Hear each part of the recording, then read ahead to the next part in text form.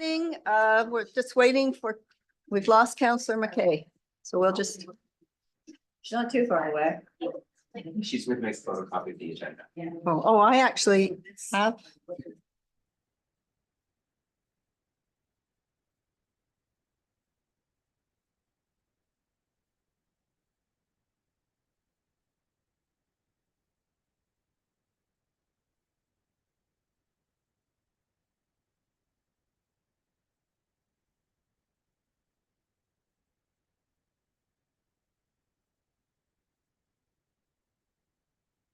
Good morning, and welcome members of council and staff and those of you in the gallery and speakers and members of the public to the our first committee of the whole of a new year 2024.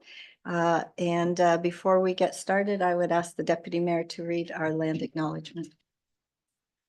Okay. We would like to acknowledge that we are meeting here today in Kespuitwik, one of the 7 districts of Mi'kma'ki, homeland of the Mi'kmaq people. We acknowledge the treaties of peace and friendship, and we thank the Mi'kmaq people for their generosity in sharing their homeland with us.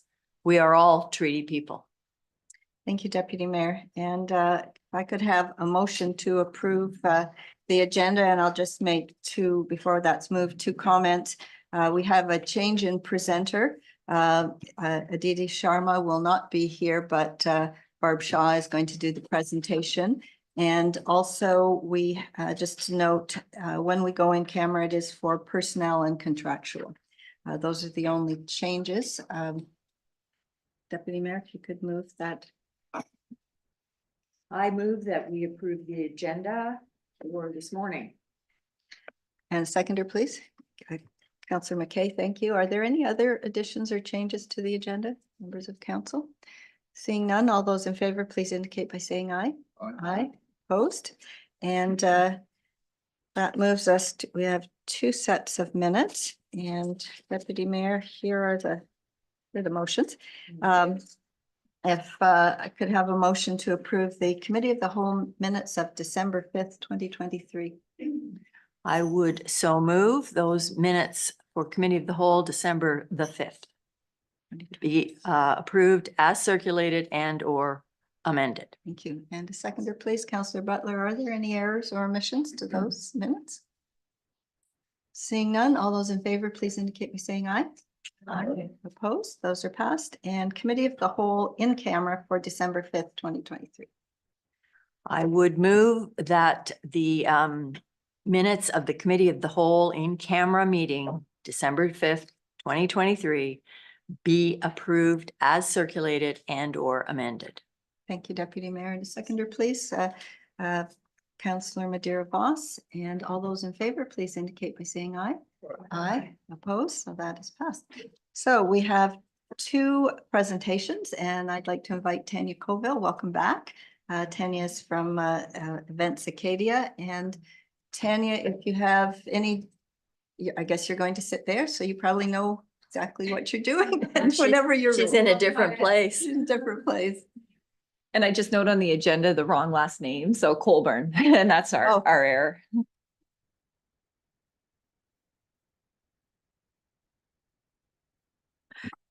Thank you for having me back. I'm really excited to be here today because for the first time, as far as I'm aware, we're in a position to be able to present what we're calling an impact report for the work that's been done at Events Acadia over the last 18 to 20 months.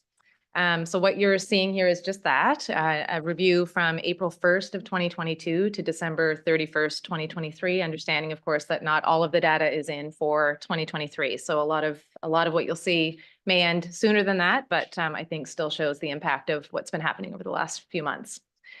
So with that said, I think I'll jump right in. Oh. Maybe. Let's scroll down here. So just on this first page, I guess, we're just giving a bit of an overview of a couple of things. But for those that may not be aware, I just want to take a step back really quickly. In 2017, we were under the name Destination Acadia. That change just happened last year to Events Acadia. But at that time, the decision was made to take a different approach to event hosting on campus. And the idea being a couple of things. One, obviously, we rely very heavily as a university on student tuition fees and government funding. And it's not really a fair expectation moving forward to have those two streams of revenue be the only streams of revenue funding the university and all of its activities. So the hope was to use the events portfolio as a means of generating added revenue for the university, which meant a bit of a different focus in that it's not just supporting events internal to the university or those perhaps hosted on campus, but rather taking a more regional approach.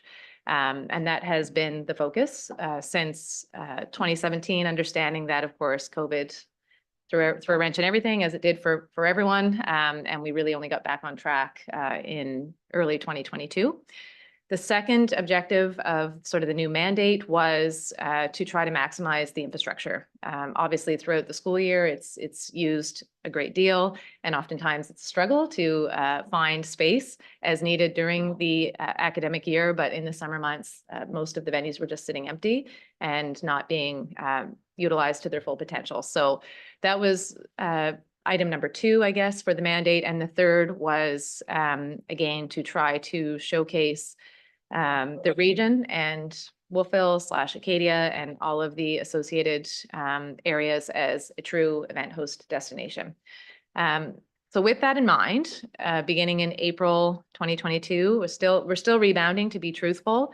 But as of December of this past year, from April 22, we had 470 events hosted on campus. The most comparable year to that would have been 2019, where we had just slightly over 300. So averaging just under one event per day on campus. And again, those are both internal and external. And you'll see a little bit about that breakdown here in just a sec. So keeping that in mind, obviously with 470 events in the portfolio, we did need to expand our team, because when I arrived last year in April, there was just Maddie Radvani, who is phenomenal, but she is one person, and she was serving in the capacity of event coordinator. Since that time, we've increased our capacity. We have myself, we have a manager of marketing and events, Nick Sharp. We have an AV, audiovisual technician, which, believe it or not, the campus had not had before, but dedicated to that function, not only for our events, but obviously for the campus as a whole. Of course, Maddie continues with us. And then we also hired a support event coordinator for her in the fall of last year, Mackenzie Stacy, who's actually been with the university for a number of years, but in the athletics department. So that's our full contingent. That's the group on the left. And then we do have we also oversee the reservations department, which obviously complements the events portfolio, but is also campus-wide. And that is one person. Her name is Carrie Benedict. She's the reservations assistant. She's not shown here. And we also oversee the box office for obvious reasons. And you're seeing a picture there of a few of those folks. The box office team has not expanded, but the contingent that was there was good and continues to be. And the reservations office is not anticipated to grow either. Carrie is sort of a standalone, but Mackenzie from our events team does offer support for vacations or coverage when needed. We don't anticipate growing that team further right away. We're going to approach this year with that team and see how we fare. But the expectation is that we will continue to grow the events portfolio, in which case, obviously, added supports will be needed. But again, we're going to give it another year and just see how things fare. So noting that, this is always the most telling piece, I guess. It's the impact report by the numbers. So what you're seeing here are the measurable elements, I guess, that we have today. So events by category it's pretty self-explanatory there, but as you can see, there's a wide gamut of events. Varsity is obviously one of our primaries. That's no surprise. But the majority of others are sort of banquet, community support, conference. Major events is a small one. That's always one that most tend to focus on. A major event, when we say that, it's a very subjective term, but it's all encompassing and typically requires full on-campus support. But it also creates a lot of need in terms of both labor components, facilities, and then also displacement. So we have to be very mindful of when we choose to host a major event on campus. So that typically will only ever be 1 to 2 events per year, with a number of others in the mix in between. And then the other is, it's a high number, it's 95, but those are hard to categorize, I guess, because they typically include a number of various components, and they typically include a mix of things like, you know, might be music plus banquets plus conference components, et cetera, et cetera. So those are all lumped into the 95, but that gives you somewhat of a sense of the types of events we're hosting at the university at the moment. In terms of events by year, I'll come back to the numbers on the left in a second. We had quite significant growth, as I mentioned, but we've excluded varsity sport because they are pretty consistent throughout each year. So what you're seeing there in that particular graph is just the growth for non-varsity sporting events. And then associated with that, when you get down to the accommodations numbers, our accommodation growth is quite significant as well from 2022 to 2023. Primarily, that's due to the fact that we did host a number of additional events on campus and larger scale events. We welcomed Special Olympics back, for example, this year, which is 4 days with 800 plus athletes, coaches, and volunteers on site. They are back again in 2024, but there were a number of other events as well, with fairly significant numbers and groups. The good news is we're nowhere near our full potential with that number. We have 1,800 rooms on campus. We have not actively promoted the fact that we have summer accommodations available beyond what we have done through obviously the information booth that the town has kindly allowed us to promote the fact that we do have accommodations available. But in terms of our efforts and anything we've done thus far, we have not actively promoted the fact that we are open for business in the summer. That will change this year. We have a number of measures in place to get word out early and to a widespread network that accommodations are available on campus throughout May through to end of August. And then internal versus external, I mentioned earlier that there's quite a breakdown. When I say internal, what that means is they're non-revenue generating. They are events that are hosted on campus, typically tied to some sort of academic department, and do not generate revenue for the university or any one department. That number is quite large, as you can see, it's 331. So when thinking about our mandate to generate revenue and all of the associated pieces, we do need to do some work to try to level those numbers out a little bit.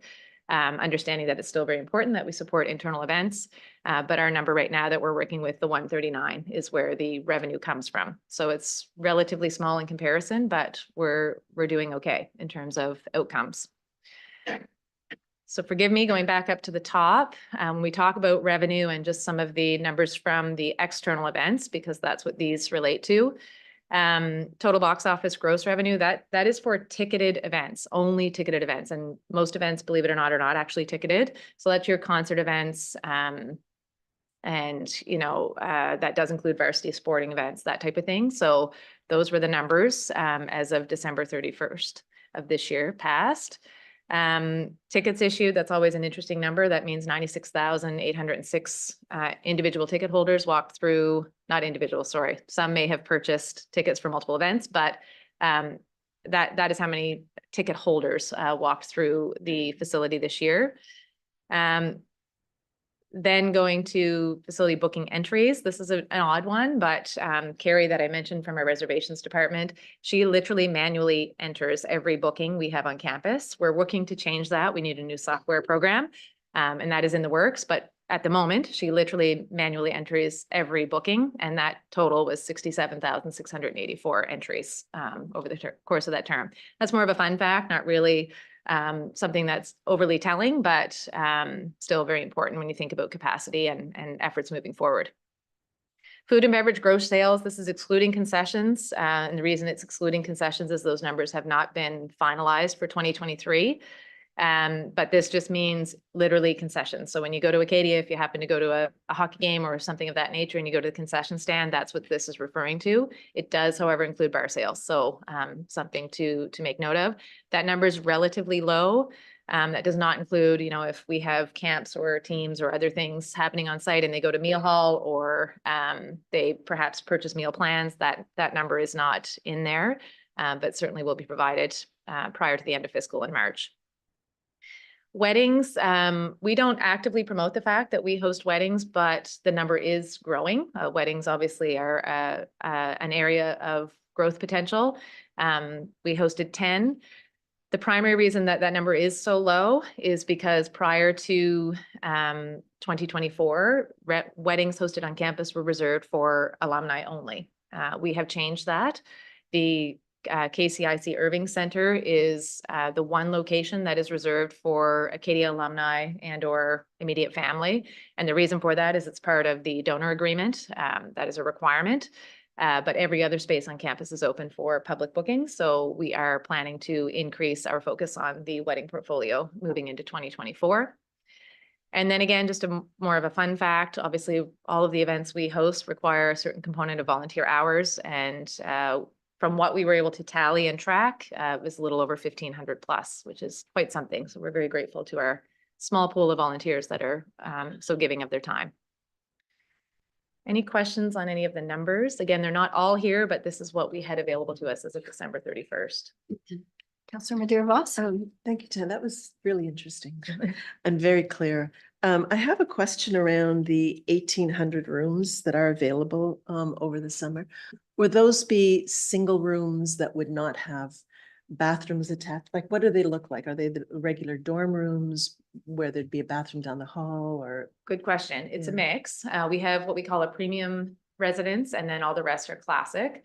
Premium is our Roy Dowdry Hall, 96 rooms in total. It's a mix of singles and doubles, but the offering is very different. All the rooms are air conditioned. It's a very modern, newer building, and most have basically one washroom available for up to 3 rooms, let's say. The suites have private washrooms, and there are a few suites in that space, but the majority, it's about a 1-to-3 ratio.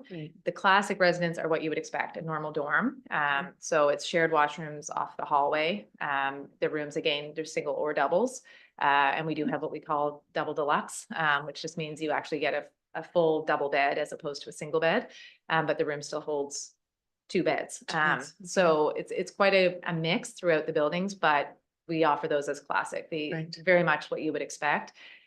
We are doing some work to try to upgrade a number of our spaces because it does, if I'm being honest, it does hurt us when we're trying to compete in the market. But we don't try to sell it for anything more than what it is.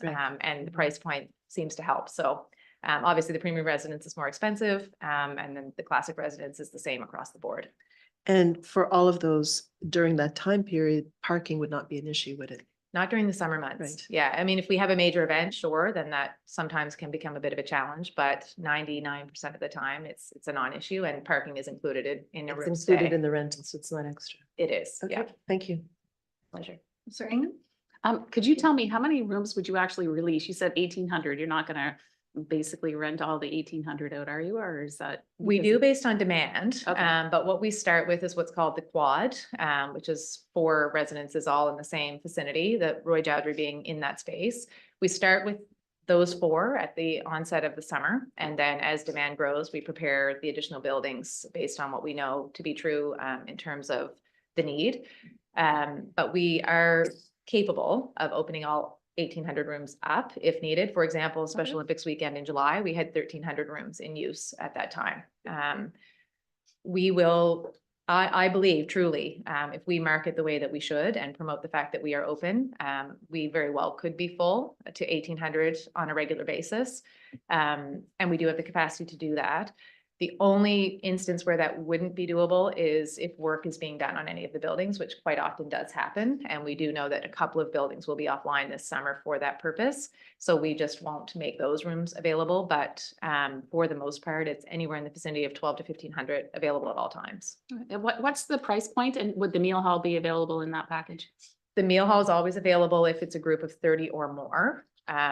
Price point for meals ranges from $9 and change for breakfast to $18 and change for supper. And obviously in between for lunch. Price point for rooms is in the vicinity of $60 for the classic residence, up to say $130 for the suites in the premium residence. Thank you. Any other questions? Tanya from council? Thank you so much. That was really informative and helpful. Oh, I'm sorry, you're not. No, that's okay. We're almost, we're almost there, almost No, there. no, it's okay. You just stopped. Oh, okay. Sorry, I should, yeah, I just thought there might be some questions on the numbers, so. Continue. Quick continuation, just in terms of video for feedback, we have started issuing surveys at the close of each event, external event, that is. We do some separate surveying for internal. And as you can see here, overall, the response has been quite positive. The one thing I'll draw attention to, because we are a university and the focus, of course, should always be on the students, is that 100% of the students that have been surveyed thus far really feel that what we're offering in the way of the increased event portfolio, particularly things like concert events, as you'll see in this particular example, is really important to them. And that is something that has been lacking, particularly since the onset of COVID. So although not our priority focus in terms of the events department, because again, the focus is supposed to be external, we do try to ensure that we're incorporating events into the mix that are very focused on the student experience. I'll leave you to review some of the testimonials we've received over the last few months, but a few of the event highlights are here too. Obviously, Touchdown Atlantic in 2022 was the biggest event ever hosted in this region. Highly successful. We are still in the mix for potential hosting in 2024, although the chances are slight, and that is only because it is unlikely Touchdown Atlantic is going to continue at all. And that all relates to the stadium efforts in Halifax and things not looking overly promising. It's very, although the event is very large, it's a big cost to the CFL, and they do run a deficit in order to bring those events to the various regions, but we're still hopeful. And if not Touchdown Atlantic, because they were so impressed with the experience they had here, they are looking to do something back at Acadia in the coming months and or next couple of years. Jesus Christ Superstar, of course, was huge, and kudos to Mary and her entire team. That too was one of the biggest productions ever put on at Acadia, and the first in 20 years hosted in the arena. So I think they should all be very proud of what they accomplished, and it certainly provided a lot of learnings for us for what we've done since. FDIC made the return. That's always a group we very much look forward to welcoming, so happy to have them back. The Chamber, of course, has always been a big supporter of ours and a big partner, and we host a number of their events, but the business awards are always a highlight.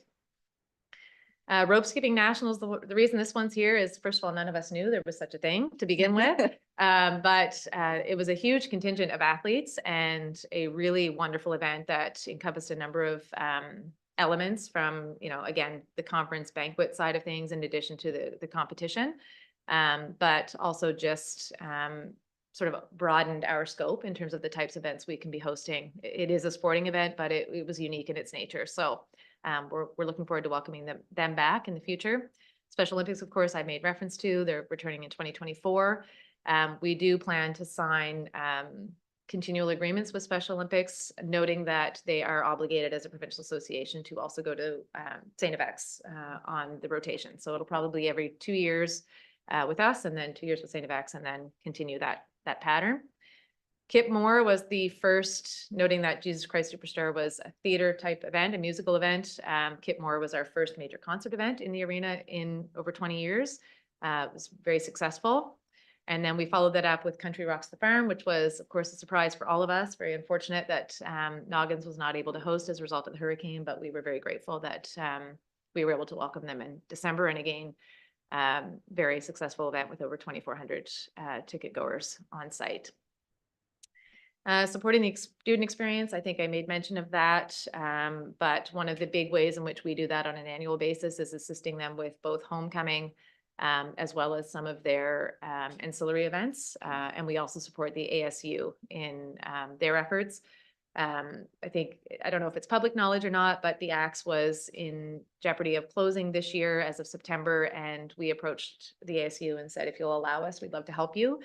So we worked with them on the operational side and ensured that they had a solution for their bar service. while also ensuring that their financials were in check, and aided them with some, again, operational elements to ensure that they could operate as hoped. And we reduced their opening hours and schedule to focus more on 1 day a week offering for students and then special events in addition to that. We've also opened the acts up for public booking, which is something that was not happening before. And for those that have not been in, I encourage you to go in. It's a beautiful, beautiful space. So you'll see more of that in 2024, but they have hit the ground running. The response has been really good, and we're looking to grow that piece of the puzzle. One note just for homecoming, unfortunately, it maybe wasn't as public as it should have been, but we were 1 stop of 4 on the first ever Nova Scotia Skate Park Tour, which had literally some of the best skateboarders in the world, along with some musical entertainment and other things. We had more community members than we did students attend, which was interesting. And I think if we could do it over again, we would not do it on homecoming weekend because there were just too many conflicting events. But just to say, the response was really positive to not only our location, but the tour overall. And there is an opportunity for us to do the same thing again in 2024, but again, would probably look to not host it on homecoming weekend and not necessarily have it be an Acadia focused event, but more so a community focused event. Won't go through all of these types of things, but in terms of community support, we have a number of events that we host on campus that are very meaningful and important for both the community at large, but also the university.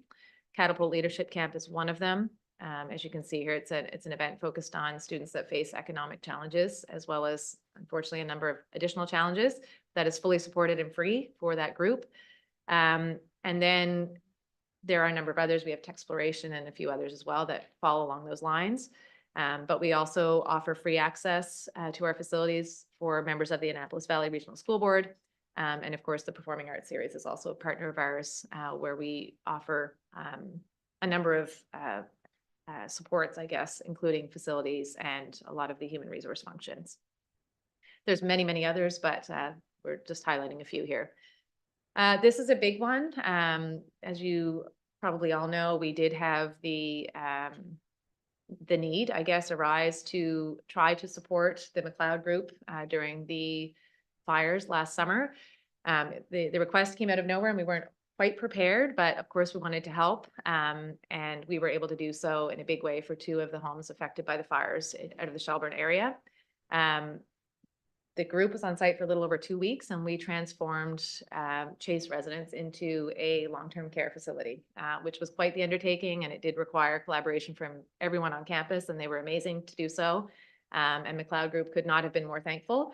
But what that led to is a desire to officially become an evacuation site and or emergency site for instances just like this, and or smaller instances where support is required. There was obviously an apartment fire in July, where the need was there initially for supports, and we were able to mobilize quite quickly. The need was not there in the end, but we at least showed that we could do it and could be ready as needed. So we are working with Dan Stovall to try to officially position ourselves to become an evacuation site and or emergency site in future. Regional partners, you obviously are the biggest, but we have a number of others as well, and that number is growing. We are very actively pursuing partnership opportunities, and we've listed just a few of them here, but because of the response has been so good and the outcomes have been as hoped over the last few months, there's also a desire from a number of others to partner with us, which is great. So we're looking forward to building those partnerships further and increasing our capacity to do more. And that's basically it, other than to say that the future is bright. It has been a big 18-20 months, and we're very pleased with where we're at right now. We've actually exceeded all of our targets and expectations, both financially and otherwise, but we're looking to do more.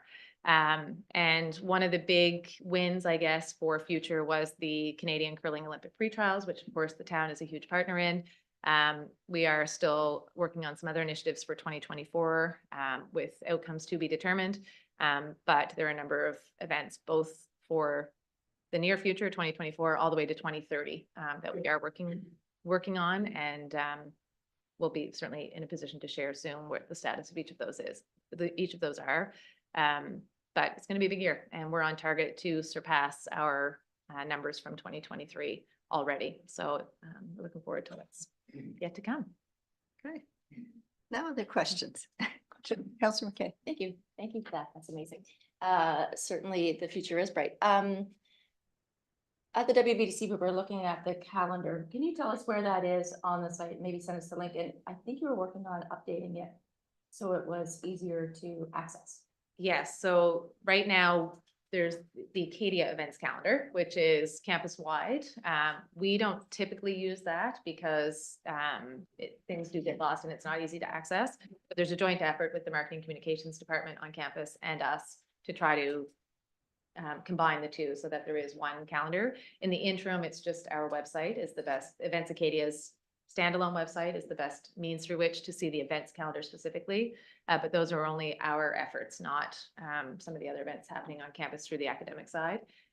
I do anticipate by March, we should have an updated calendar that will be much more intuitive, I guess, and easier to use. Yeah.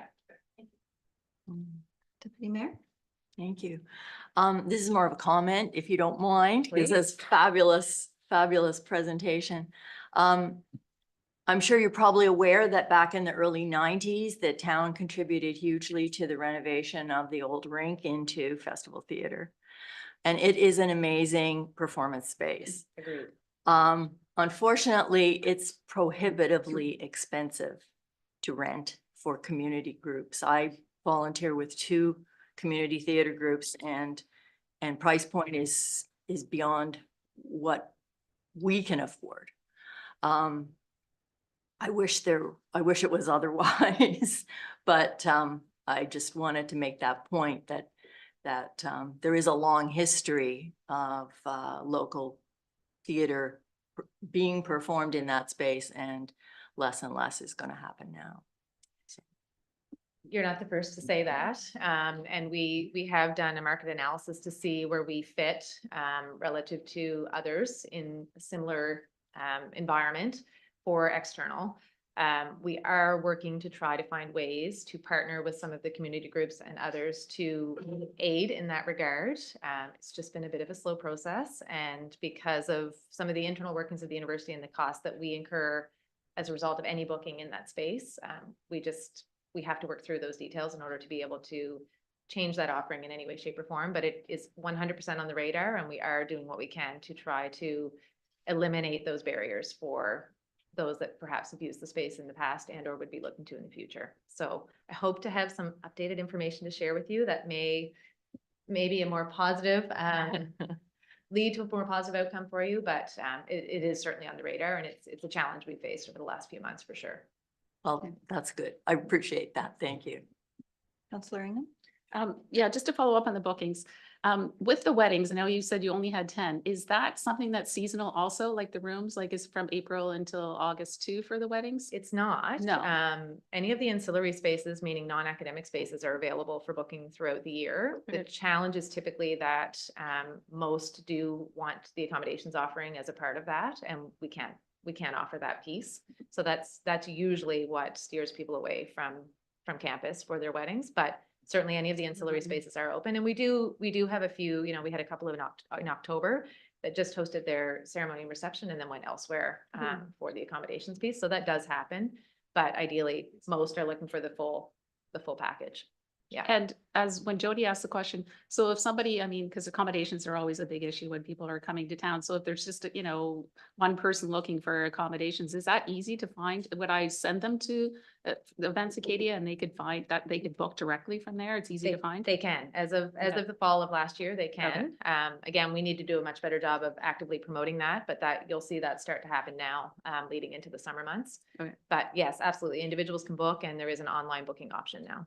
Yes. All right, thank you. I'd just like to follow up on Councillor McKay's question in terms of the calendar. Is there a plan or an opportunity, and since we have the WBDC sitting there, to somehow sync your calendar and the town's calendar and the WBDC calendar? I have a vague memory that there was some event that there was a conflict, that 2 organizations, WBDC and Events Acadia had a big event on the same night. I could be misremembering that, but is there through technology, a possibility to sync those calendars? We're certainly Okay. hoping so, and we're working to try to make that happen. At the Super. moment, it's purely just communication with Yep. one another to ensure that conflicts aren't happening. But we are hoping that, yes, there will be a solution. And you do sit on the WBDC I do, board, yeah. so that's good. All right, Last comment. last comment. Good luck with your new supervisor. She is a grinder. So best of luck to you both. Thank you. We're looking forward to it. All right. Yeah. Best of luck. Good luck. Thank Okay, you so much. thank you so much, Thank you. Tanya. All right, Barb Shaw. A little odd, so I thought I'd just point it out. We're trying to forget.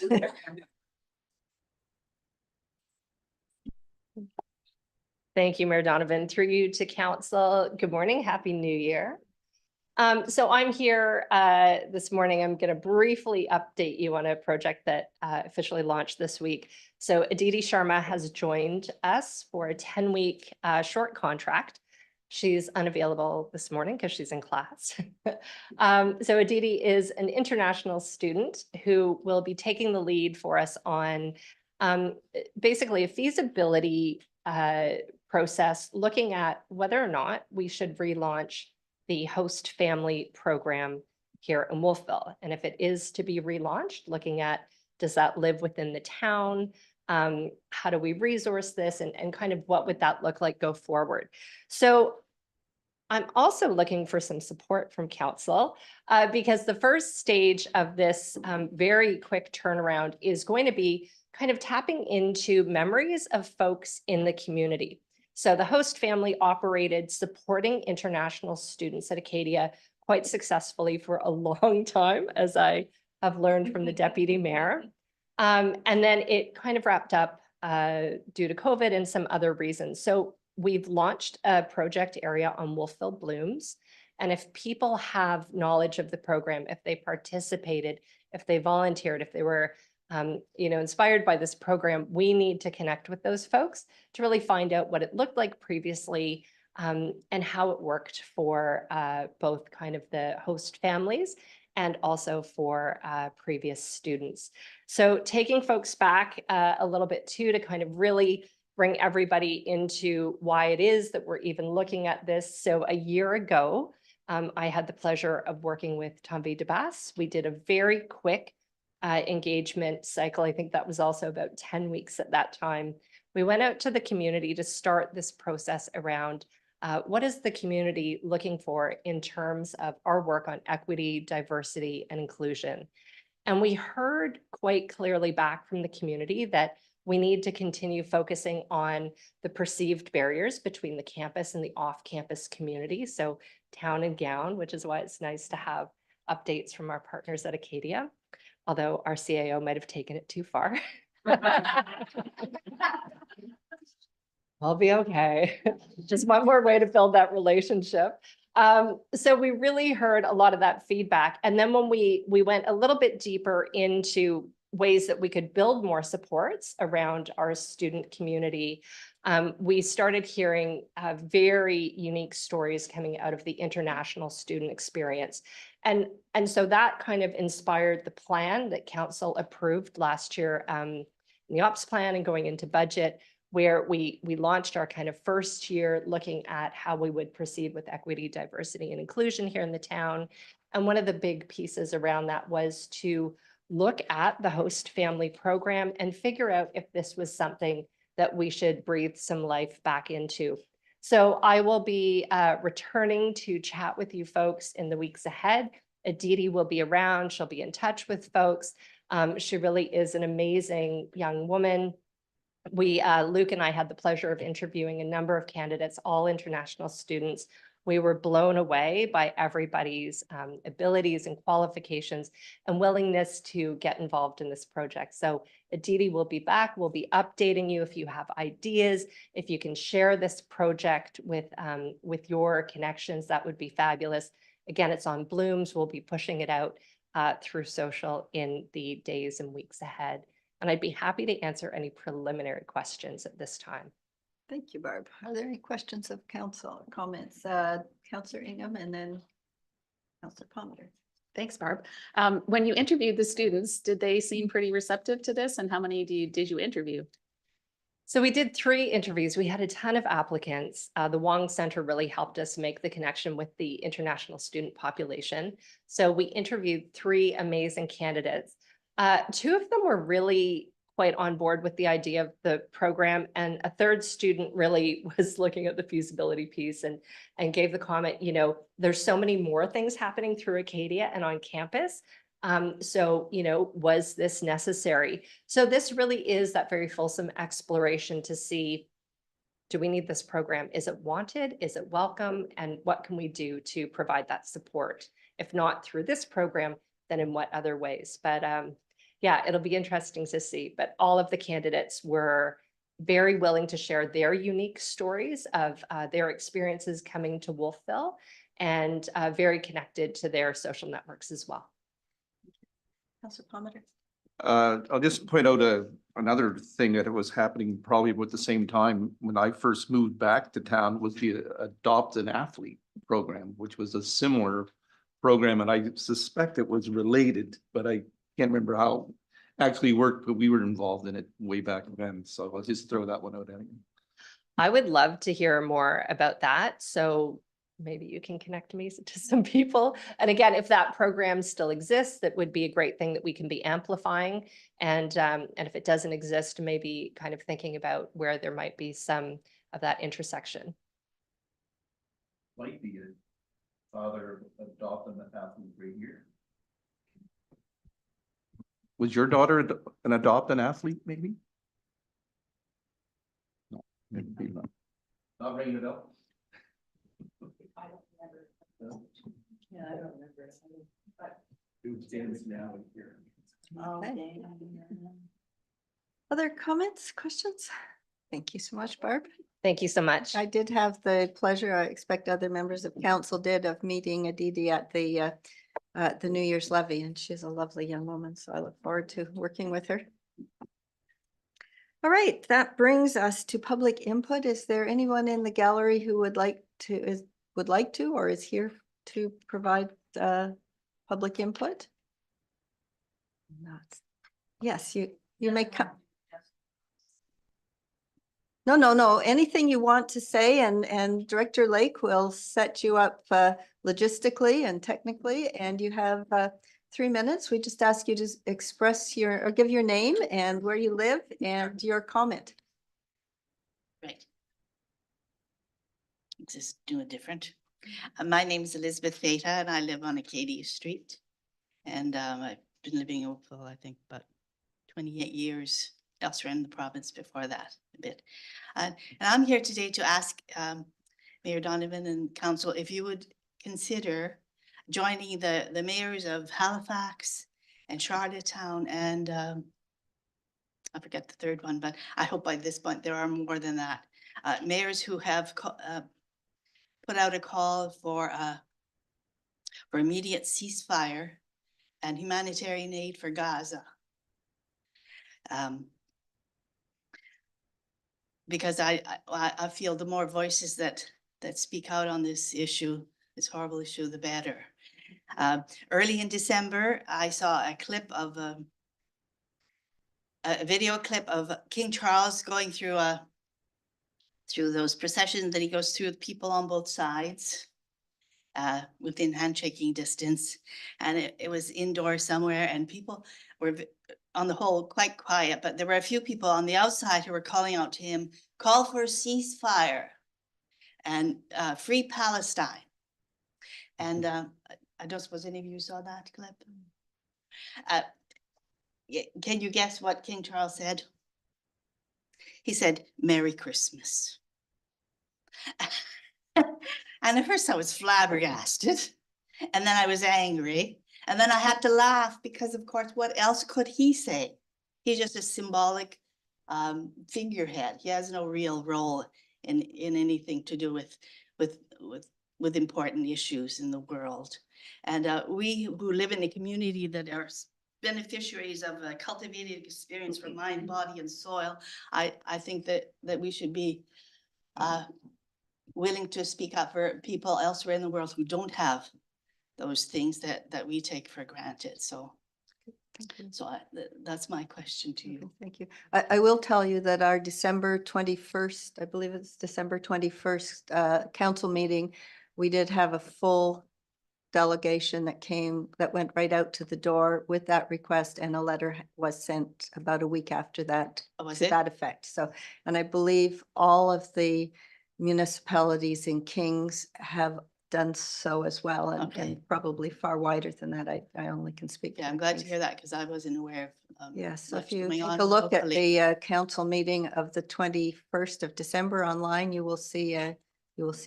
Great, Okay, thank you. thank you, Elizabeth. Is there anyone else for public input that would like to come up?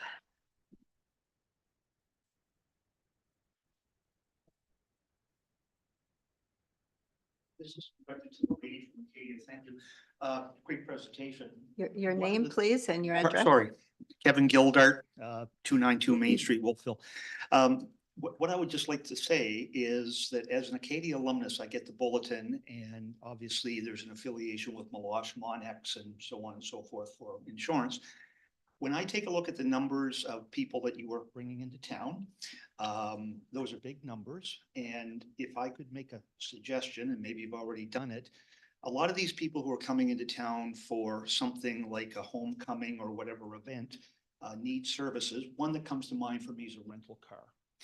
Perhaps as you're promoting homecoming and so on, you could be a preferred partner of a rental car company, give them a, let's call it a discount code. And obviously that code's going to drive the proper term, rebate, hate to say kickback, to the university for the referral. Simple, easy revenue, and it provides a service. The other thing is somebody touched upon the catastrophic events of fire and so on. We're in the rental business, and we do a lot of work with the insurance companies. I would suggest that you reach out to some of the insurance companies and say, our accommodations might not be typical insurance accommodations, but they sure beat sleeping on the street.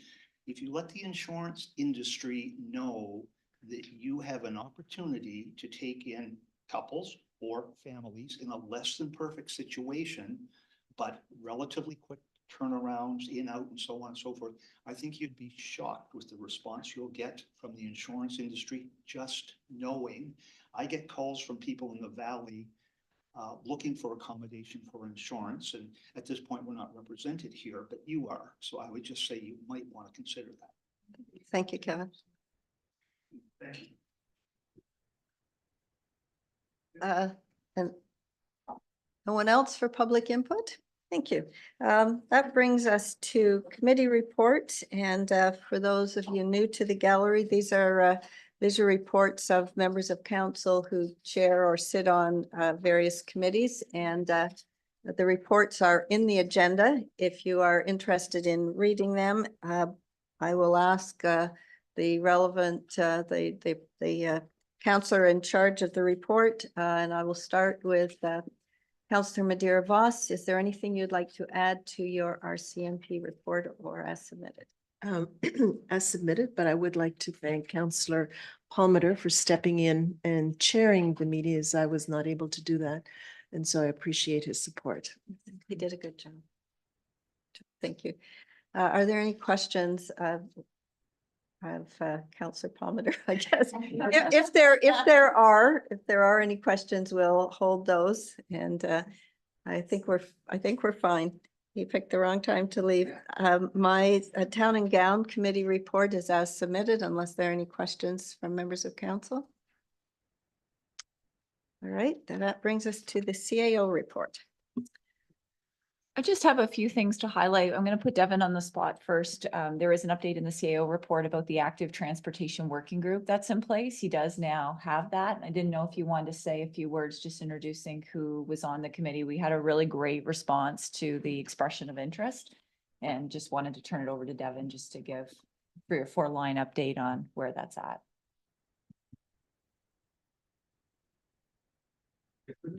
So while he looks for that, I'll give I will go back to him. Because usually he can do this right off the top of his head, so that wasn't fair. One of the things that I did want to update, and it tweaked when Tanya was talking about the number of manual entries that her team needs to do for reservations. We did implement a new online booking registration before Christmas. It's called Amelia to facilitate our bookings. And so that seems to be going fairly well. It's a cost-effective solution, and it will save Luke and Nick primarily quite a bit of time on the front end of managing those bookings. So we'll continue to evaluate whether that's the right fit for us, but so far seems to be quite positive, and we have gone live with it. So just wanted to provide that update. Just a few staffing updates, and hopefully I don't miss anybody, but we've had a couple accomplishments in the last number of months. So Amanda Brown has completed her fire inspection training, so that's great. And plugging away towards some level 1 building inspection courses as a backup to James. Barb Shaw has received her train the trainer for accessibility. So we'll be able to do some in-house accessibility training with us and others in the community. And Laura got her micro-credential in FOIPOP through Dalhousie University. So, Yes. and I'm sure I missed a couple accomplishments, which we can flag at the next committee of the whole, but just wanted to let you know that those were a couple things that have come up in the last month. And looking at Devin, are you? I'm good. Okay, so we did put a call out for members for our working group around the ISIP funding for the Active Transportation Network. So the members of the community that we're going to be working with, I'll just say their names so I can pull them up here. Carolyn Whitby, which everyone knows from attending council meetings. George Kazuki, who I'm sure most of you know. Ellen Martin, who I'm not familiar with, but is a senior and retired educator who's been here since May 2022 and who has put, I think 7,000 kilometers on her e-bike since she's been here. So it's an astounding number. I might have misquoted that, but there's a very large number. Emily Cathan, as well, Sean Miles and Brian Riley. I think you'll Excellent. recognize a number of those folks. So our first meeting is next Wednesday. And what we're doing at that meeting is reviewing projects for what we're hoping to tender. So really the focus is going to be on reviewing projects that we can get out to tender in a timely manner. And also doing some overview and some onboarding as far as this project going probably for 12 to 18 months. The intent is to do detailed design on all of the different network components so that when we bring them all back to council, they're ready to go and we've troubleshooted through some of the things that will inevitably come up. So the initial projects, I could even come here and show them in more detail. I think that would probably be appropriate for February committee of the whole, so we're all on the same page. Thank you. Thanks. Yeah, I thought that was a helpful update because we're really excited about the group that came forward. And it's really nice to see such engagement when we do put out expression of interest for committees and working groups. And the last thing I'll update is the New Year's levy was a success. It was the first time in a while that we've had it in the community and the first time at the farmers market. So well attended, and I think a lot to build on in the coming years. So that's my update. And if I missed anything or anyone has any questions, happy to take them. Any questions of the CAO? Councilor McKay? Thanks. I've had a couple, because I had a couple of questions over the holidays. Well, one was on the West End Park. Can we say where our Parks and Rec, or Parks plan is? We haven't had an update in a smidgen of time, so where does that sit? Okay, I'll turn that over to Devin as well, because he's been working So- on getting that. Yeah, just with some of the staffing changes, what we're focused on right now is just bringing projects forward to council with the budget for 2024. So the West End, Nick and I and Dave have been working on both the park and the trail. So we've had people out there, we're getting pricing, we're bringing that back very soon. We're also working on the rest of the Reservoir Park pieces. We're working on some pieces in Clock Park, the post office as well. And then there's probably a bit of a discussion around the magnitude of cost around pickleball when put up against some of these other investments that we're considering. So I think there's a budget discussion there. And I think certainly from my perspective, the parks plan is a capital budget tool, which really helps us look out beyond year one. But right now, for better or worse, we're really trying to get those projects out for year one. Because some of the things that we have committed to in the past haven't been carried out. So we're just trying to make sure all of those are tight and ready for this construction season. So that's been the focus. We're still working on the bigger parks plan in the background, absolutely. We should be able to bring another update once we get through some of these tenders. We really want to make sure some of the stuff that's lined up for this construction season is actually lined up. Ask a second. My second one was, where do we sit with I see that two stop signs have been put up on Skyway and Pleasant, or it's the same street, but it's different sections. I think there was still one to come on Island and I keep going, Pleasant? Gasbro. Gasbro, sorry, not Pleasant, go this way. And will the active transportation group be looking at calming? Because I did have someone stop me while I was Christmas shopping and say that while it's wonderful to put speed bumps on some streets, it's just pushing the cars into others. So will we see something like that for budget? The four-way stops at Gasbro and Pleasant and Highland and Pleasant, we're waiting for some warmer weather to put the paint down on the ground. If we put it down now, it won't take. We can't put the stop signs up without the stop bar, so things are just kind of status quo for now, waiting for a window in the weather. So June. No, Hopefully before then. Chinook. And just on the traffic calming piece, it's kind of similar to the parks update that I was just talking about. We're working on a project charter to bring forward that kind of brings forward some of the AT pieces that we're contractually obligated to do, and then some of the pieces that are outside of the ISIP funding. Part of the AT funding is traffic calming. So part of the year one projects are having a priority bikeway going up Cherry Lane in Kent, which is, anyone that cycles in town knows that that's where people get up to the top of the hill now. And that's connecting down to the Harvest Moon Trail. So you'll see some of that. And it's not lost on us, your comment around putting traffic calming in one place and moving the traffic elsewhere. We're certain that's something we want to have a discussion about. Yeah. Thank you.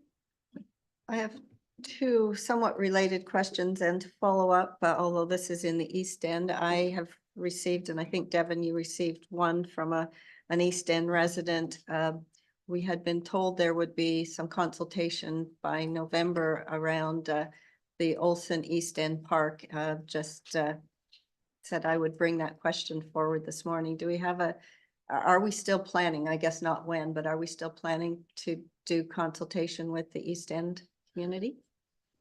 Absolutely. It's just going back to what I had said before, some of it is just getting ready for 2024 with imminent investment. And is it Susan that you were speaking with? Yeah. She's not the only one, but I know, I saw that she sent you an email as well.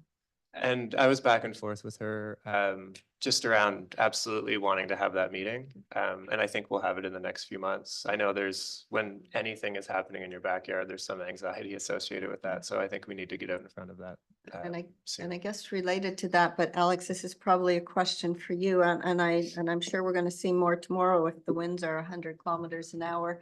But the number of trees that are just blown down in Reservoir Park, but also in Olsen Park, and the kind of sledgehammer that was taken to chopping down those trees. Is there something we can say to residents to say, we know this is not the way that the park will ultimately be, but we had to do this? I've been giving answers like staff had to go in there and cut those trees for safety. And yes, they might, the trees that blew down might have been the trees that Peter wanted to save, but they blew down. So are there some messaging that either through Barb or through you that could help us to say, this is why it looks the way it looks, which is pretty messy. I can ask our parks lead hand, Dave Taylor, to provide a short report or statement that can be provided for public messaging. That would just be helpful because, you know, I'm just winging it. And I might be wrong. I'm actually meeting with Dave on Thursday about this. Yeah, and part of the messaging that we were getting, we just didn't get a chance to sit down at the moment. So on Thursday, we're gonna have a meeting and we can certainly provide some messaging to council on the approach and a future meeting about that park as well. That would be wonderful. Thank you so much. Councillor Palmer, I just want to be clear, you're talking about the pond Yes. part. Pond Park. The East End Pond Park, because Yeah. there's also a West End Yes. Pond Park, and there may be other pond parks. And it seems that all pond parks carry with them some issues, so I don't know if that's a message for us, but just saying. Okay, any other questions for the CAO? Thank you, and your last one. Yeah. What a sad day this is. It's her last report. Last CAO report. You've got a puzzle. You just throw that and then you'd have to put together. All right, staff reports for discussion. RFD 001 2024, the municipal election statutory requirements, and I think that would be Laura.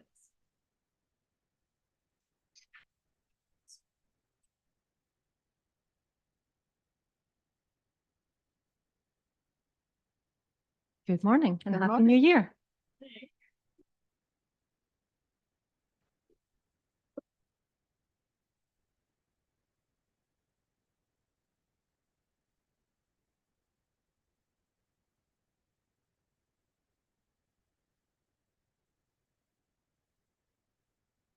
All right, so there are some statutory requirements that we must fulfill for the municipal elections. All of the information is in the report with the rationale behind it, but I can touch on a couple of things.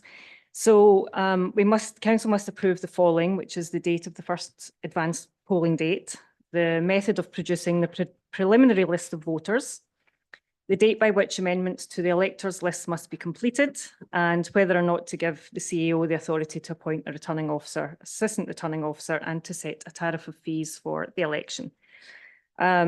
So for the date of the first advanced poll, we have two options that are given to us by legislation. The one that we're recommending is Thursday, October the 10th, because the second option would be the Saturday of the Thanksgiving weekend. So it's really just to give us a bit of time on that. For the preliminary list of electors, the recommendation is to use the most recent list from the federal provincial election, which is also the one we used for the special election in 2022 and is the most up to date. The date for which the amended list of electors to be provided to the returning officer, we're recommending September the 6th. This isn't as important as it was previously because we're using electronic means now, so we can continue to update even after that date. But it's good to ensure that the nominating candidates appear on that amended list. So that's why we're putting a date there. And that council delegate the power to appoint an RO, an assistant RO, and set the tariff of fees to the CEO. And that's really it. Thank you, Laura. Are there any comments or questions of council? No? Straightforward. What is election day? Oh, is it not the 19th? I think it's the 19th. Okay, and Yeah, we don't, Saturday the that 19th. is Sorry about given that. to us, like, we don't approve that, but Yeah. that's why it's not in there. Just curious. Talk about putting me on the spot. Well, no, I assumed it was because we didn't choose it, but I didn't know what it was. A question.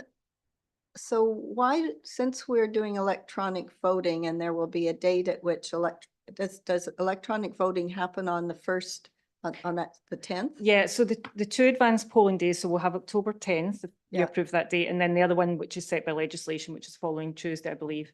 On those 2 days, what we'll do is open up a venue, whether it's here or Lions Hall or wherever. Sure. So that if people want to come down and like we talked about Yeah. before, if they want to come and still have But that. during that interaction. time, if you don't need to go to the advance Yes, poll, it's you can, open. people can just vote. Yeah, it'll be Okay. open from the 10th right up to the Okay. end of ordinary polling day. Yeah. That's what I assumed. I just wanted to clarify. It is October 19th. Yeah. Okay, thank you. Is that a typical amount of time, 9 days? That seems short. Councillor McKay has a question. Is 9 days short? No, It isn't. no, the that's norm? yeah. It seemed like, Yeah, it's the first, it's the, I mean, I think for the special election, it was short because it was special. But I thought the last one. the special election was the same. That It's the was, same yeah, time. yeah, No, I mean, yeah. 9 days just doesn't seem like a long time, but maybe that's just my perception. No, I don't think it is. Other questions? If not, would somebody like to move this somewhat long motion? Yeah, there's a few there. All right, you say a few, so we should do it individually or? Yeah, well, they're sort of, they're listed. Yeah, you can do it do it- individually or okay, do them individually. well, Maybe, but maybe one person could read it all. Go ahead. Okay, if you'd like to move them in each of these gets. so- Yeah. Okay, so I would like to move and based on the RFD 00, Start with that Okay, committee of just- the whole. just that much. That committee of the whole. Okay. I would like to move that the committee of the whole forward the following motions to council for decision. That council approve as per section 114 bracket 4 bracket B of the Municipal Elections Act, the date of Thursday, October 10, 2024, as the first advance polling day for the town of Wolfville municipal election. Thank you. A seconder, please. Councillor Butler. You can do next. Or, any questions, any comments? All those in favor, please indicate by saying aye. Aye, opposed, that's passed. Okay. And then I would also move that council approve as per section. That committee of the whole approve, send to council as per section 30 bracket 1 of the Municipal Elections Act, the list of electors used in the most recent federal or provincial election be used as the method for producing the preliminary list of electors for the town of Wolfville municipal election 2024. Seconder, please. Councillor Madeira Voss, any comments, questions? Seeing none, all those in favor, please indicate by saying aye. Aye, opposed, and The third one.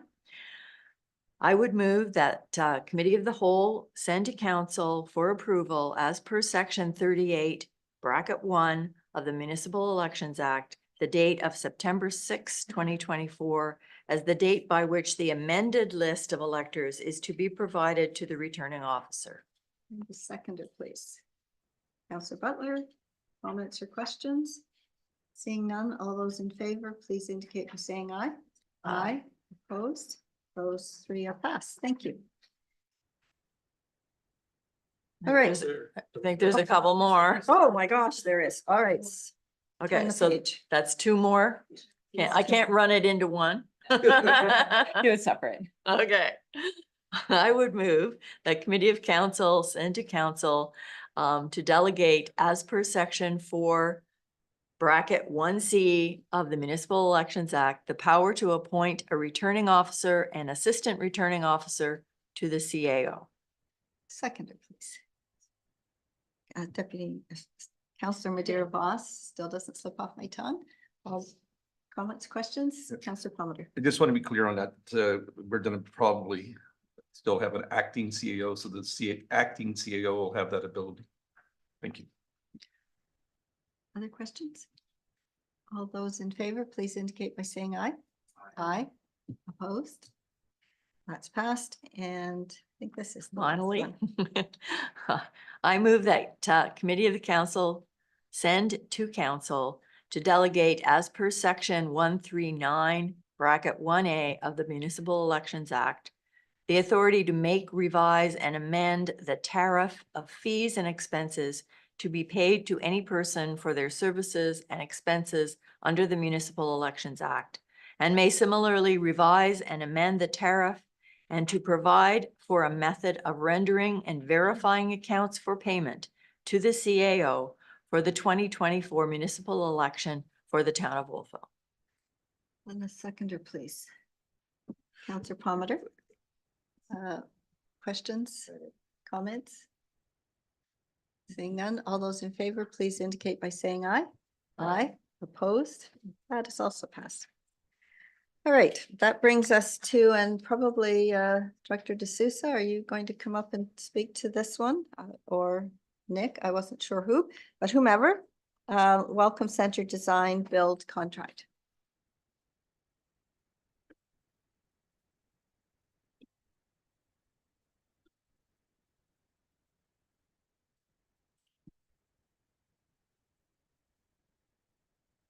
Go ahead, take it up.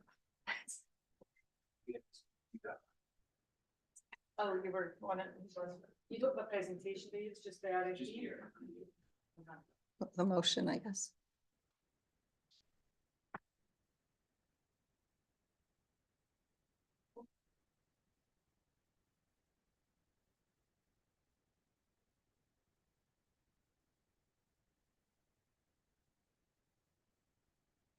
Good morning, council. I'm here this morning to request an additional $78,939 towards the Welcome Center Design Build project. The town, as you know, put this project out to market late 2023. We received 3 proposals for the project. One of which was non-compliant, informal. The other 2, the second ranking proposal was it came in for a total construction price of $700,000 plus HST. And the first rank proposal came in with a total bid price of $598,958, and was a compliant bid. The reason for the request for extra is to cover the costs of net HST and the preliminary engineering and design costs that we incurred prior to putting this project out to market.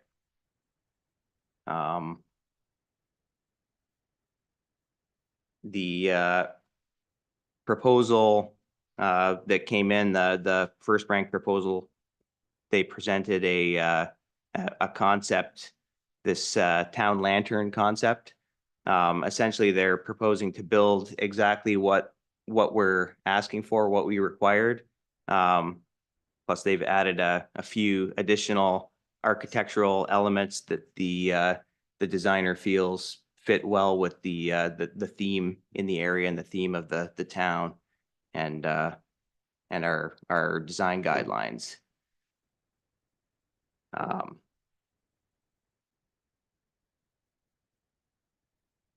So as I presented later in 2023, the alternative decisions for at this point in time would be to not approve the budget amendment and to not award the contract, which would result in a cost of approximately $31,600 for the work completed to date.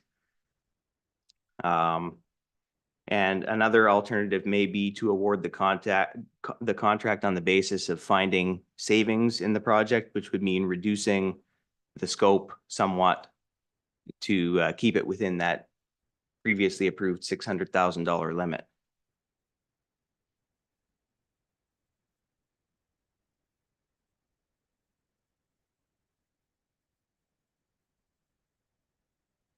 Do we have any questions?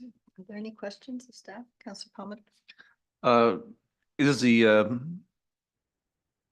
builder known to the town? You know these guys? I haven't worked with this builder Yeah. personally, but this builder is responsible for a number of projects in town, private residential projects. I believe they're doing a couple of multi-unit buildings over in the west end off of Carriageway Court right now.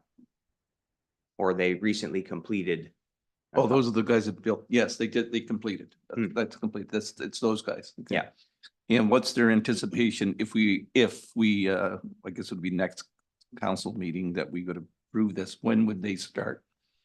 Well, the intent was to have them start right away as soon as the new year and the holidays were over. So I believe they're ready to go and the timeline is tight now, so Mhm. they're aware of the pressures. And the pressures are coming from ACOA, correct? Correct. We do have to be substantially complete by July 31st. Yeah. Nice. Yes.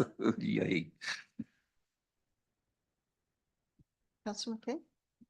We had a fairly lengthy discussion on this the last time it came through, and I know you picked this up halfway through or maybe later than that, Alex. So the $78,000 then came from engineering costs that we've already incurred. So did we know that at the last meeting? Because that wasn't part of the discussion. We knew the engineering costs, but we didn't know what the bids for the build would come in at.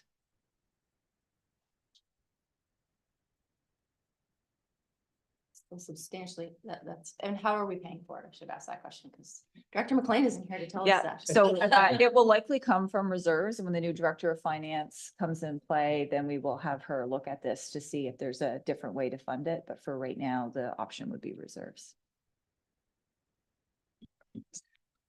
Councillor Ingham. So the actual cost to the town is actually 52,800. I have that in here. Yes, I was just looking for that actually. Yeah.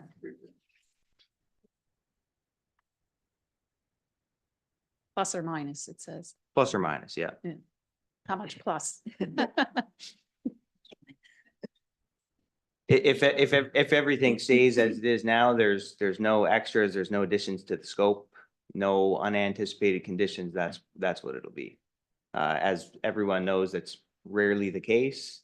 However, there could be savings realized as well, so it's very difficult to say. Councillor Butler. So just a question like design related. So between the last time we saw this and this time, there's now this town lantern on the top of the building. So if the town lantern is taken away, is there savings for that? It seems like it's an addition. It's like there's an addition to the building, so now there's an additional cost. I'm not relating them, but the design has now changed in terms of adding that. So if that was not added, since we haven't necessarily approved that look, is that a savings? It could very well be a savings. Okay. And the benefit of awarding this contract on a design build basis is that we have that opportunity to request the designers and the design builder present those options to us. Okay. Okay. Councillor Ingham. Alex, is that sort of part of the connection to the East End Gateway? Is that why the lantern's on there, or, with the lighting, is that? That was the idea, That's the yeah. idea? Okay. That it was to essentially welcome people to Wolfville, and they described it in their proposal. If I recall correctly, it being sort of a welcoming beacon with the maritime history and ties to the harbor. Lighthouse. Do we have anybody, I'm looking at Aaron, who remembers or how our reserves are doing, I guess? I will look at that. I don't have it up in front of me, but I will get that. Might be relevant.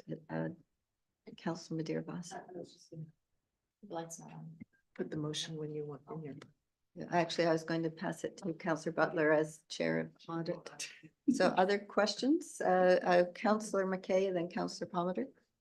And just to confirm then, so all the accessibility parts, this includes all the paving, all the way to the splash pad. I assume the lighting that's in there is what it's actually going to look like, so it's safe, all lit up, and the accessibility is as we discussed previously. Yes, the design proposal includes everything that I showed in the previous meeting. Councillor Palmer. But there is no upstairs in this. That's just decorative. That's decorative, yeah.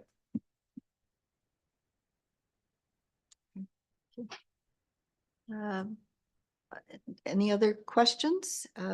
Then as Chair of Audit, Councillor Butler, are you able to move Yep. this? Thank you. I would move that Committee of the Whole forward the following motion to council for decision, that council approve $78,939 in addition to the $600,000 already approved for the reconstruction of the Welcome Center. And a seconder, please. Councillor Madeira Voss. Any other comments before I call the vote? Councillor McKay? I'll vote in favor of this because we got it this far, but it comes back to the same thing. I think we've said over. This started out 3 years ago. Or more, I think. at $400,000. We're now at almost 7. I really, I mean, we are where we are, but as we go forward, the way we budget and the way we decide to pay for things needs to come down because this is going to be a tight budget year. So coming out of reserves is one thing, but we still have to put it back in reserves at the end of the day. So we'll vote for it, but really hopeful we get, I think it's Class C estimates as we move forward. Councillor Palmer? Yeah, I think I'll just expand on what Councillor McKay had said, like the how are we going to pay for this, and I'll defer to Aaron on when we by council meeting, hopefully we'll have an answer and like how that's going to flow and can we afford this? I guess that's my real question. Councillor Madeira Voss? I guess following up on that, if this project has been going on well before COVID. It was in the last council. that Last, it so first came forward.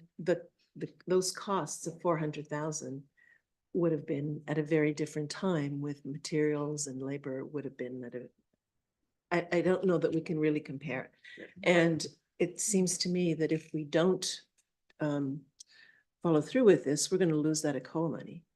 That's Yeah, correct? and I would say the 400,000 did not include the ECOA money. I think the motion at the time, 5 or 6 years ago, was not to have the town's money more than 400,000.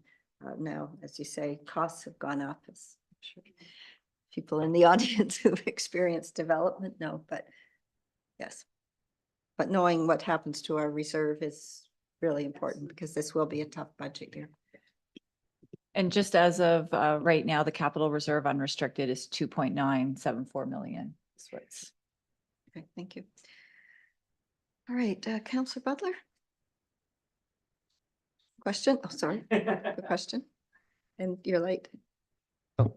Question? I've already said the motion, so Oh, call for okay. question. And you seconded, okay, so thank you for reminding me. Too many things happening here. All those in favor, please indicate by saying aye. Aye. Opposed? So that moves forward to council. All right, that brings us to 292 Main Street, DA amendment and Director Lake, I assume.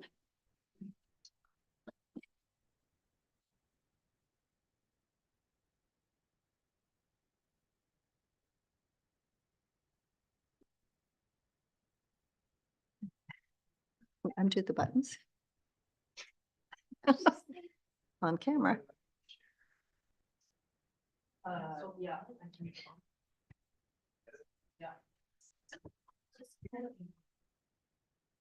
Don't think the blower's on the.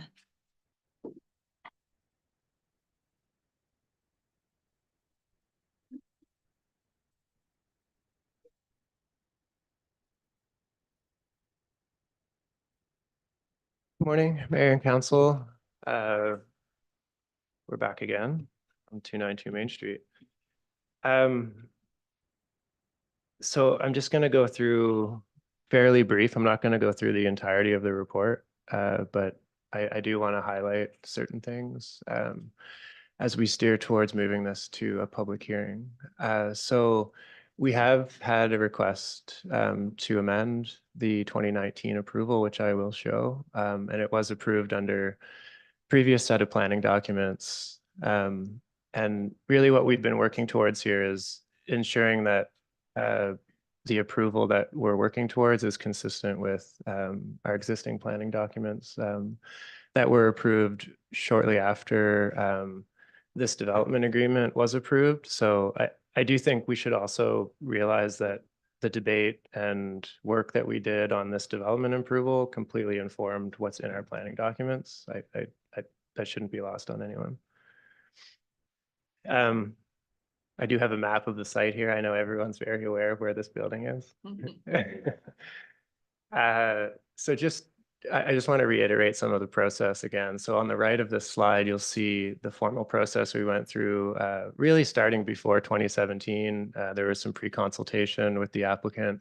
So this is really more of a 2016 when Crystal Fuller was actually here as the director of planning as well. So so you can see that table of, I'll just move this up a little bit. You can see this timeline of, that's a typical development agreement process, and you can see the different arrows sort of circuitously going back and forth. So there was significant process from 2017 to 2019 to get the project that we had approved in 2019. With this amendment application, we have tried to facilitate this through a similar public process, understanding that this is an amendment package and not a fresh application. So we did have a meeting with design review and planning committee members and received feedback. We took all of that feedback forward to council review at committee of the whole in November. And from that date until basically last week when we submitted this report, we've been working on addressing all of those concerns we heard. So the concerns and questions in the report, there's over, I think, 8 pages of concerns and questions that we did work through. So a significant amount of time has gone into addressing all of these concerns. I've worked on all of these personally, so I'm quite happy to answer any questions from that table. And so this is really my view, and I think the rest of staff would share this. This project has benefited a lot from that review, from this recent review, and I wasn't as involved in the details of the original approval, and I think some of the public space focus, I guess, and the pedestrian realm that we've been talking through with the design review committee with council has really helped this project. So part of that, and I think it was Councillor Madeira Voss that has brought up over a number of meetings wanting to see this building in context. And so I set out to work with a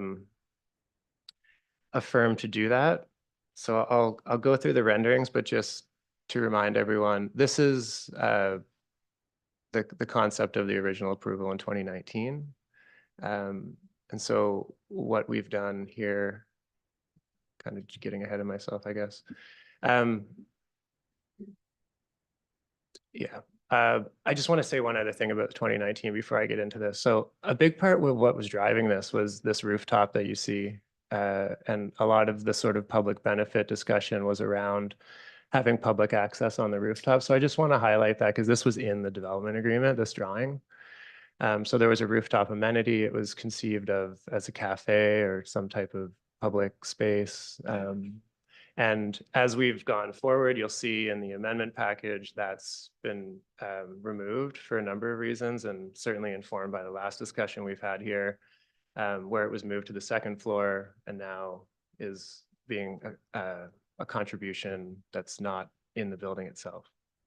So I'll move through some of these renderings. So what we did was we worked with a firm called Luminous Labs and with Tom's team at Teal to ensure this building is reflected in context to scale so people can really see what this building is going to offer at the end of the day. So these were the different views that we had requested, and it took us a number of weeks to work through these. So I'll step through them. I think a lot of the questions in that table are illuminated through this, and I think some of them are answered. I hope you've had a chance to go through this in some detail.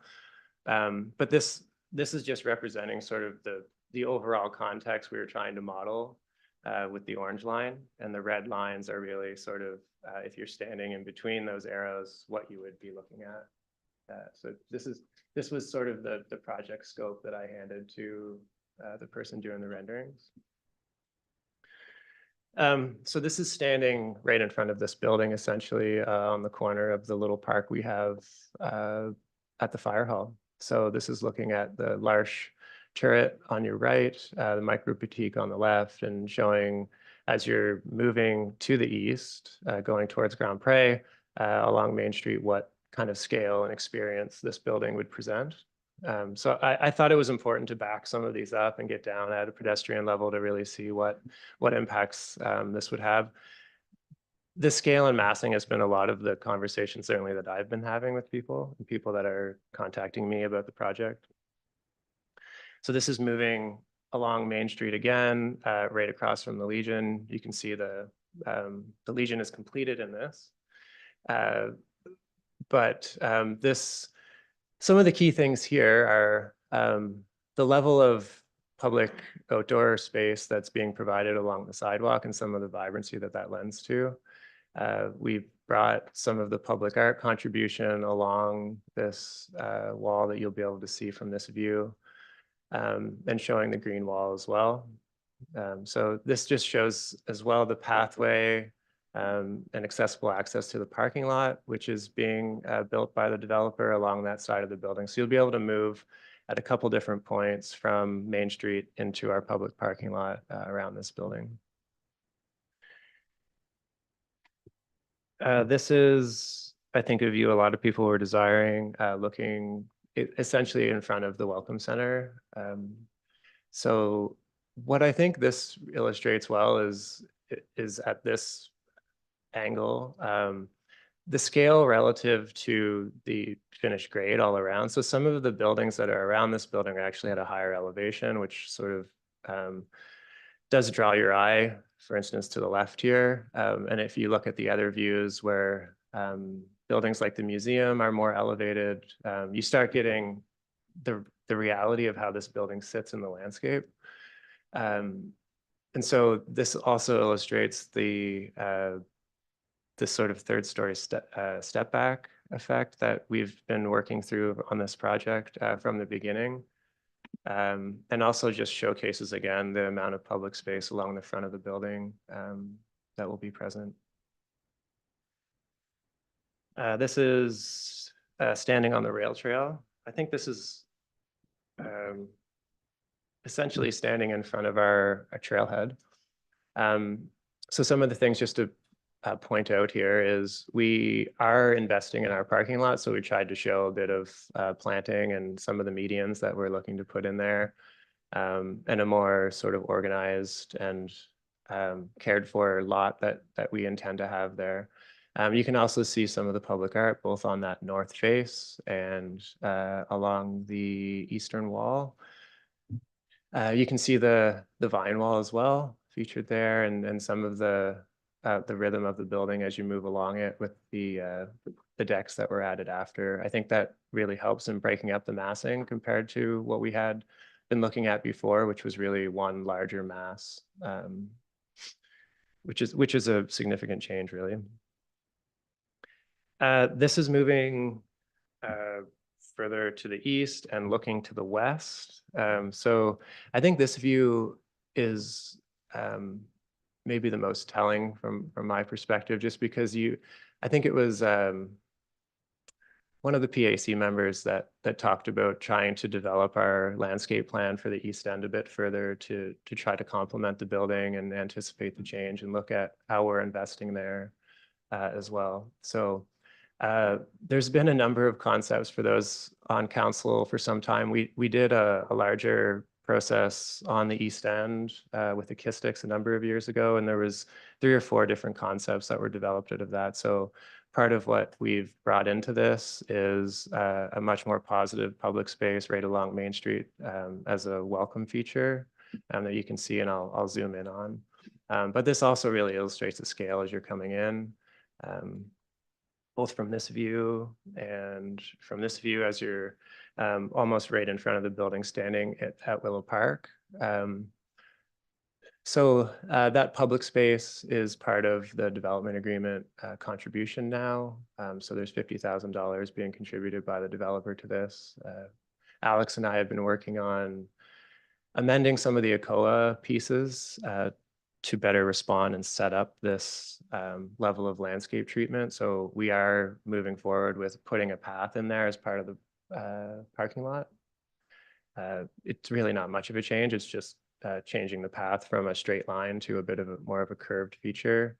And again, this is a concept. We'd want to work through some detailed design on this and bring forward a budget as part of next year's budget process so that we can invest in this space properly as a really positive welcome feature to the town and really live up to this East End gateway. And we've talked about gateway and said that word a lot, but I'm not sure we've really taken a lot of action on that front.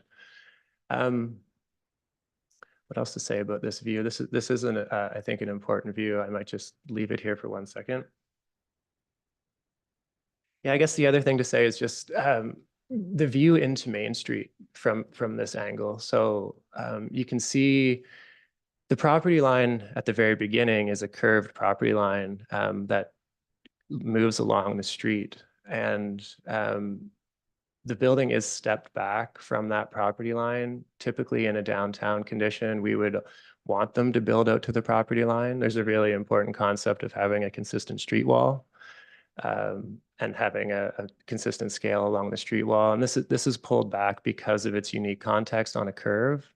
And so you can see some of the articulation that's there, some of the different rhythm that's going to be experienced as you're moving along there with some of the decks. And again, similar to the north face, it really breaks up the mass. I really think that that's been a positive change, is adding those balconies on the frontage over that public patio or plaza in front of the developer's project.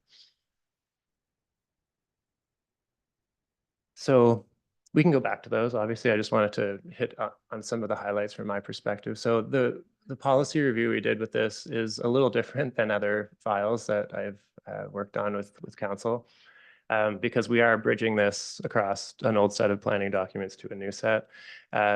We've obviously been working closely with Charles through different aspects of this. And so the primary test for council, despite this sort of bridge between two documents, is still meeting the intent of our current planning strategy. And so that's really what I've been working on, is on behalf of council, on behalf of the public interest of the town here, is to ensure that is met. And so I say a number of times in the report that this is fully compliant with our new planning strategy, and it's been a tremendous amount of work to get the project there because of the nature of the approval across two sets of documents.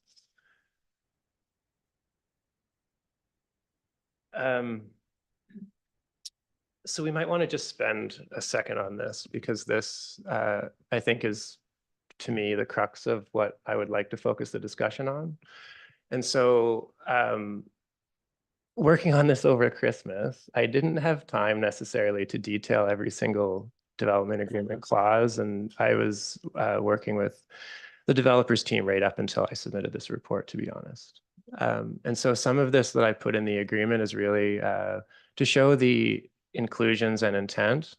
And Charles, our municipal solicitor, and I, we did go through this. And before I spend the time with him to really detail some of this, I wanted to bring this to council, and you'll see some of that language in the report. This is straight from the report. It says subject to council direction. So this is a summary of moving from the old agreement to the amended agreement where we've landed. These have been agreed to by the developer. The key with this stuff and the approach we took on the original agreement was, if you are committing to doing X and you don't do X, whatever that may be, if you don't do it, you will do Y, and there will be some type of fallback. And we haven't had that in previous agreements, and that's why we have it in this one. So there's different clauses in the existing agreement that are of that nature. And we would propose that a lot of these have a similar approach. So I'm just gonna walk through these with you. So an obvious change is we'd take the new drawings and replace the drawings that are in the package. This is a new building. That should be fairly self-evident.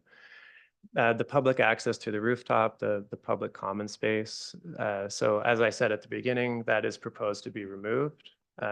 Dwelling units are being put on the second floor where there was for a short time a proposed common area. So that's being removed from the agreement completely. And that, to be honest, has been the crux of some of us coming back to council and some of the issues that we've worked through with my building officials.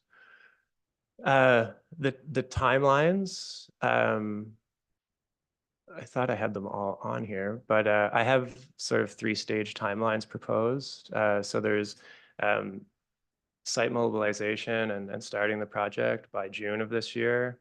There's having the building weather tight. So we had a discussion here at council around having these types of staged timelines and milestones that we can sort of bank on, and there can be updates provided.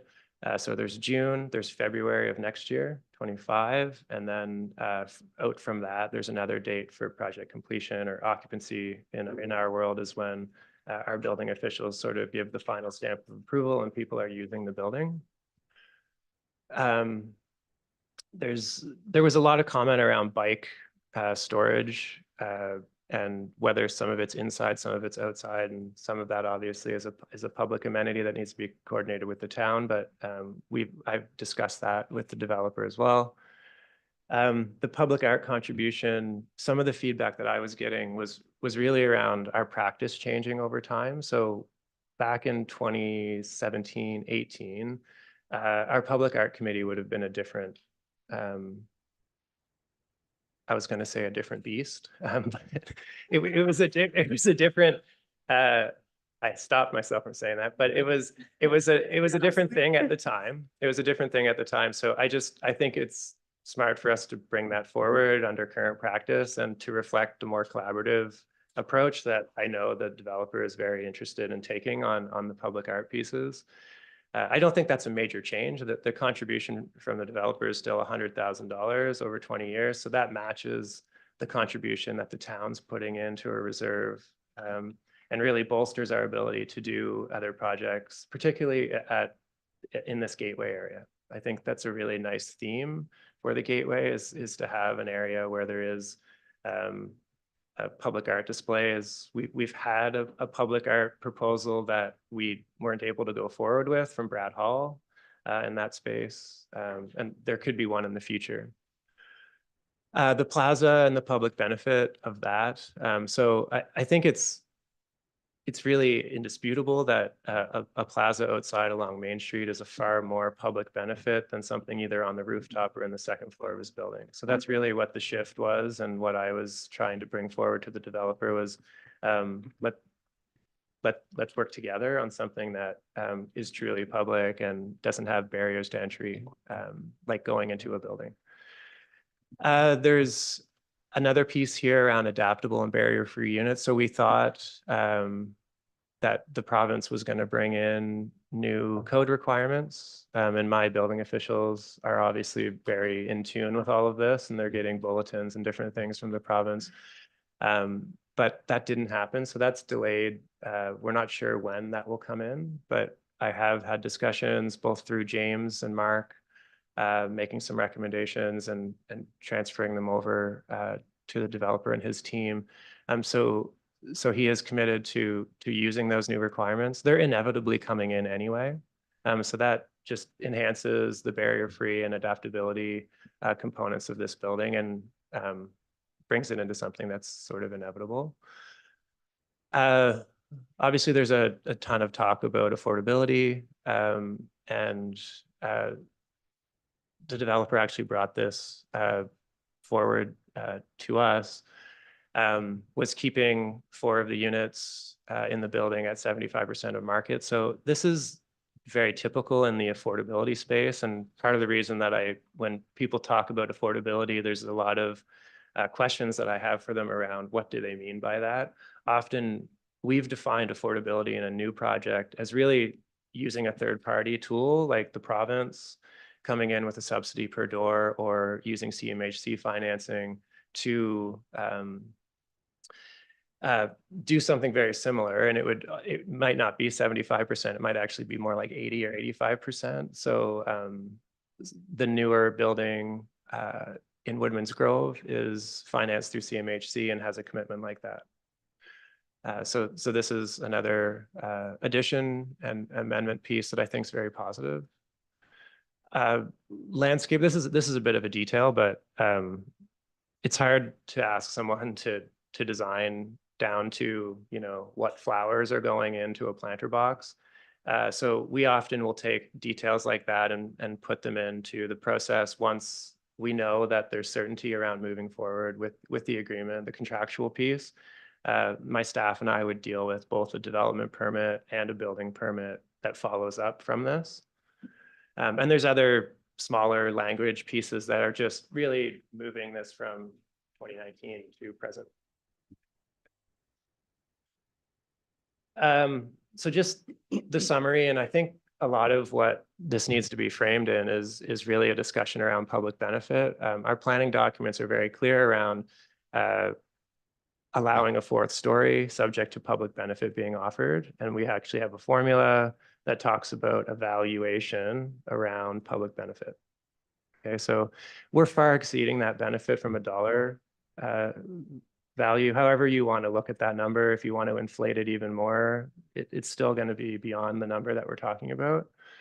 When you look at it in 2020 dollars, it's about 150,000. So, you know, you can go through, and some of these don't have actual quantity associated with them, but there's tremendous value for an infill project on Main Street in this location with this number of dwelling units. So there's 60 housing units. 4 of those would be, again, held at this 75% value. There's 2 ground floor commercial units that have been confirmed.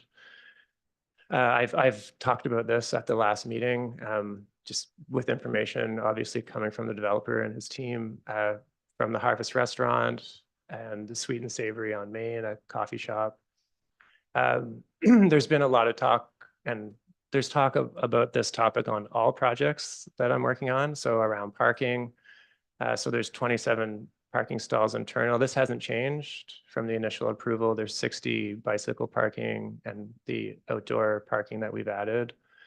The car share for the residents of the building is also included. In other jurisdictions that perhaps are already facing this type of issue, where they're adding density into areas that just doesn't have the physical space to accommodate all the vehicles, they would actually have an equivalency for a car share.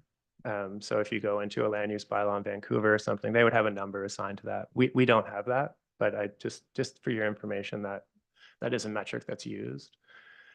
There's also a cash contribution that would come to the town as part of the parking. And honestly, that's really helpful with the investment that we're making in the parking lot, the public parking lot by this building. And just another detail that we're working on is there was funding that was secured by the developer from NRCan around public charging.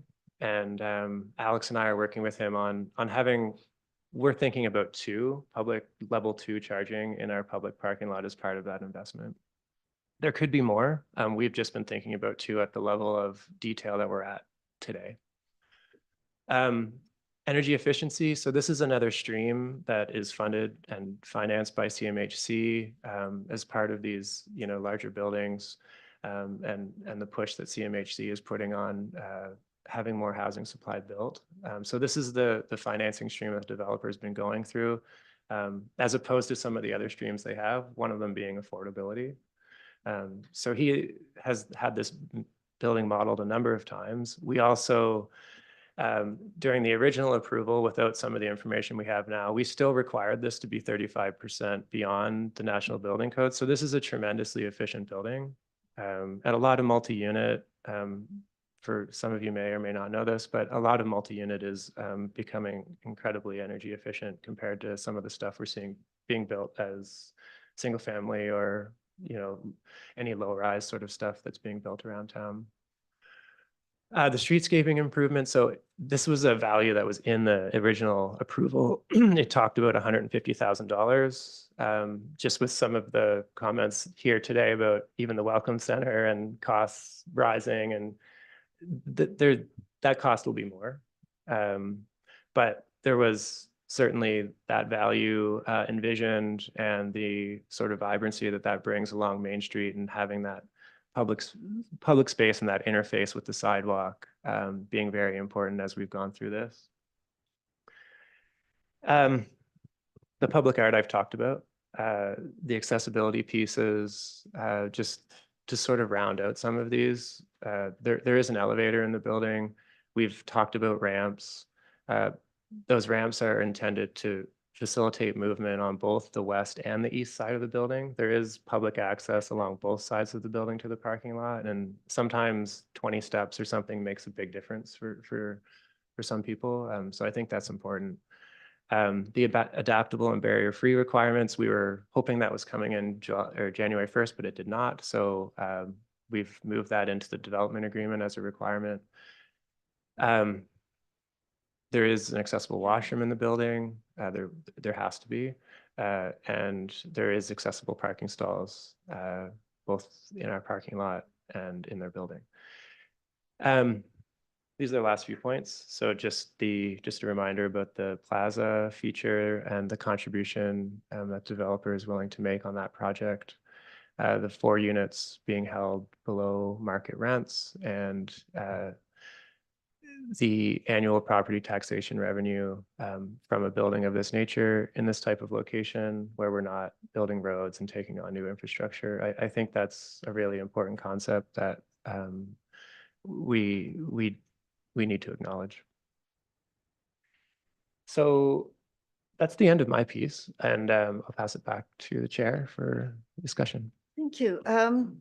Do we want to put the motion, and if we do, please remind me that we've already put the motion, and then open to questions and discussion with staff. So Councillor Madeira Voss is chair. Sure. I would move that the committee of the whole move the proposed 292 Main Street Development Agreement amendments to a public hearing and decision. Thank you. Need a seconder for that, please? Thank you, Councillor McKay. All right, I'll open it for questions of council to staff, and I know sometimes the developers are here. I will leave that to Director Lake if he wants to ask them, but our questions are to Director Lake. Councillor Palmer. Thank you, Mayor Donovan. I got a couple of questions. So, but the first one, one of your, you had a note on one of your pages, and it said, I don't know, before we had a public hearing, that the development agreement would be written and reviewed by lawyers, so it would actually be here for the public to see. But at that point. Yeah, so before we even advertise for the public hearing, so in the next few days, if this motion were to go through, I would be working with Charles to detail those clauses. Okay. And I just want to this is a really good point. If you do have comments about those clauses and things that you feel should be included, please say them today. But the intent of them, I think, is very clear. From the points that I've provided. It's more working with Charles on the back end to make it consistent with the rest of the agreement and some of the sort of guarantees that we have in there. If you don't do this, then you will do this. Right. Yeah. Okay. Yeah. I just want to make sure that it's going to be open at that stage before, like, what the mechanics were, how that would work. That's all. Yeah, today's Tuesday. I actually would like to get that out by the end of the week if this goes through. It's not a tremendous amount of work. I'm going to be honest with you, I just ran out of time. And there was a bit of certainty I was looking for from this meeting before we do that. The other question, or I hate to take up so much time here, but I got a series of questions. The affordability side of it, who's going to monitor that, and how do we know that that's really like the 4 units? That's going to be detailed in the development agreement as far as reporting requirements that the developer would have to bring to us. Okay. We would model that around some of the pieces that we know are out there from Housing Nova Scotia and CMHC. So it would be similar. Typically, these things are time bound in some regard, and we would need some reporting from the developer annually to ensure that those rents are being held at that. Sure, okay. Those that- are that the makes main sense. pieces. Yeah. Okay, in your renderings, those nice clean pictures, are there no power lines on the north side of Main Street? Yeah, we didn't put the, Yeah. it's, power lines were tough to, Yeah, but there are, like, just so everybody knows that there are substantial power lines on the north side, I think. yes, I have yeah. to go look, but I think. They're really difficult to get into a rendering like Oh, yeah, this. yeah. But it looks nice and clean, but there's power lines that are gonna come in there. And we talked about it earlier in when we were here before. Where did the transformers go? It's going behind the building. We're just working on exact siting of that, but there's room behind the building to move that. So we'll work through that with the development agreement. Once it's approved, that's again sort of like a landscape detail. But the assurance is that it's not where we were showing it before. Okay, that's good. That's good. Is it on town line? Yeah, it's not, but it's not on town line. No, Yeah, no. no, that's what I thought. On the west side of 292, it's public access walking, right, on the west side. And I believe on the west side of the Legion, it's the Legion, I believe, is going to lose their driveway, aren't they? So that's going to be public access too, correct? Am I right in saying that? That's the hope, yeah, is that we'd have this very porous sort of opening that you can get there in a number of locations. Okay, And that's, hopefully people are parking there and using the downtown. yeah, no, I think that's, yeah, no, I just want to be clear that that the Legion one is a part of that puzzle to me. And of course, everybody's now, I'm gonna get back to my favorite one, like the parking. I think we're undercharging a developer for the parking, but that's just my opinion on that. But anyway, thank you, Director Lake. Councillor Butler. Thank you very much. Just a couple of quick things. The fully accessible public washroom in the building, is it part of the building or is it part of the restaurant and coffee shop? For the public to actually access it, some people don't like to go into restaurants and businesses because they feel they have to buy something and be a patron. Is this a public washroom just like the ones at Railtown where it's accessible and it's available without having to be part of a business? I don't know. I might actually ask Tom about that one, but, or I mean, I can bring that back as Okay. part of the DA. as Yeah, well. it was only listed as a fully accessible public washroom in the building, so I didn't know the detail of that. One last question. So the new renderings were amazing. Thank you very much. They helped give a good visual. However, they helped generate a question. Image number 2, I don't know if you can bring image number 2 up there. That one. Oh, wait, sorry. This one. So that is a terrific image because I tend to fight for the little person. So for however many years, this little business that is the osteopathy clinic has now been between a construction site for however many years, the Legion. Now it is going into however many years for this building beside it. My question is, has anyone, this could go to the developer, but I'll send it to Devin as well. Has anyone reached out to this business with any kind of common communication, courtesy, check-in? Have they been part of this process? This rendering really, it struck me because they've, I'll say it, they have suffered through how much construction and being a part of this site for how many years and how many more years will they have to be there as literally a small business in the town doing exactly what other businesses want to do, but they've now been between 2 construction sites for, it'll be a decade. we might as well say a decade. The Legion will just finish and this new building will just start. So my question is, how much communication or how much reach out has happened for this little business on Main Street? I know Kevin's been working with the owner and I will personally reach out to them as well, just to close that loop. I just took a note to do that. So thanks for bringing that up. Thank you very Yeah. much. Deputy Mayor. It's me. I appreciate all the work that's gone into this presentation this morning. It's amplified the whole detailed sphere of what one building can do.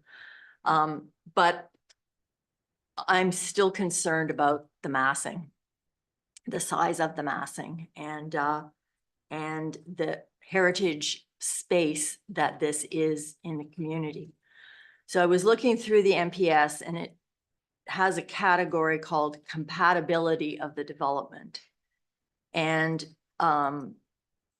mentions a list of how to be compatible, and one of them is with historically significant buildings. So then I got out John Wooden's book, which is kind of the Bible. And in the renderings that we were able to see so clearly, there were 3 heritage buildings, like corners of them. One is right across the street, and the other 2 are on both sides of Main, directed to the east. And of course, I just remind you that this was Mud Creek, and that's where Wolfville started. And those 3 buildings that I mentioned, which are shown in particles in the renderings, were built in the 1830s and the 1840s, which was when that area was humming. And I like the idea that it's going to be humming again, but is it compatible in terms of massing? If one of the categories is historically significant buildings. So that's my question to you, Devin. I'll try not to talk about this for an hour.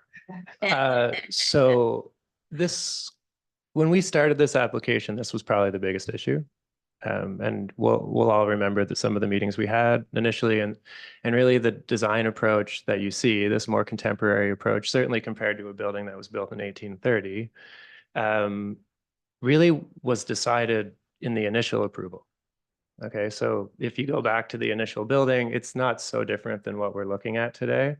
And I think what I do from my seat is rely on the professionals that we have on the design review committee. I rely on the planning advisory committee, and I rely on council to really navigate us through these. I'm with you. It's a difficult policy issue, and some of these policies often sort of bounce off of each other. If you want to look at one like this one in particular, I would say that the realities of building housing in 2023 versus the built form that we have from the early 1900s, I would say that the best thing we can do as the town is make sure that these structures that are there are registered and protected. And there's a lot of different opinions on this type of heritage integration with contemporary buildings. So I'll give you the example that I always give people is Lynn Kavanaugh's house along Main Street in the East End and Michael Napier's house. And so those are 2 different approaches. One is literally taking the design guidelines that we have and building exactly what's in them. That's Lynn's place. And some people love that. And I talk to lots of people that love that. And then Michael's piece that is honoring that heritage as much as they could, and they really did save that building, one of the oldest buildings in the town, but they added a much more contemporary approach adjacent. So I'm not telling you what's right or wrong. This process has been going on since 2016. And certainly the heritage, from my perspective, has been acknowledged and something that I've really tried to carry through this. But there's a lot of opinions on both sides of the fence on this one. So I would really just leave it at that. And I don't have a silver bullet on that one. And I appreciate what you're saying, but that really was defined in 2019 is that this more contemporary building. Can I just add one other comment? I agree. It's fraught. No question. No question. I think it's the extra story that to me enlarges the massing to make it a concern for me personally. I know that one member of the design committee was so upset about the changes that he didn't come to that meeting.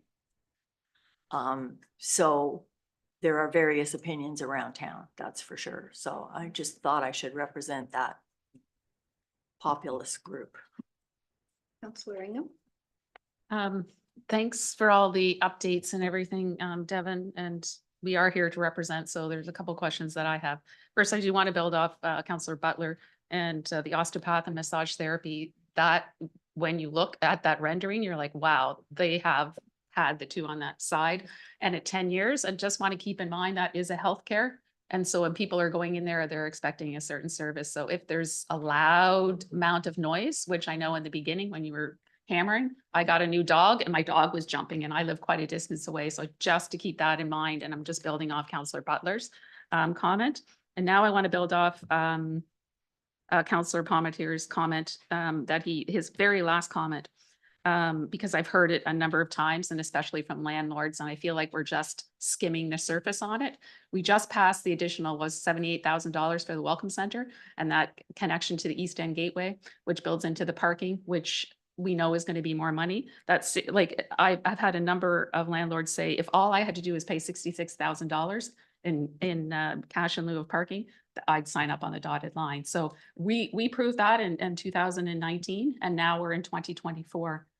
I do think it's under the budget that we're going to have. Everything's more expensive now. And those are the questions that I'm getting. It seems really low. So I believe if we do pass this on to public hearing, you'll be getting a lot of that questions about the parking.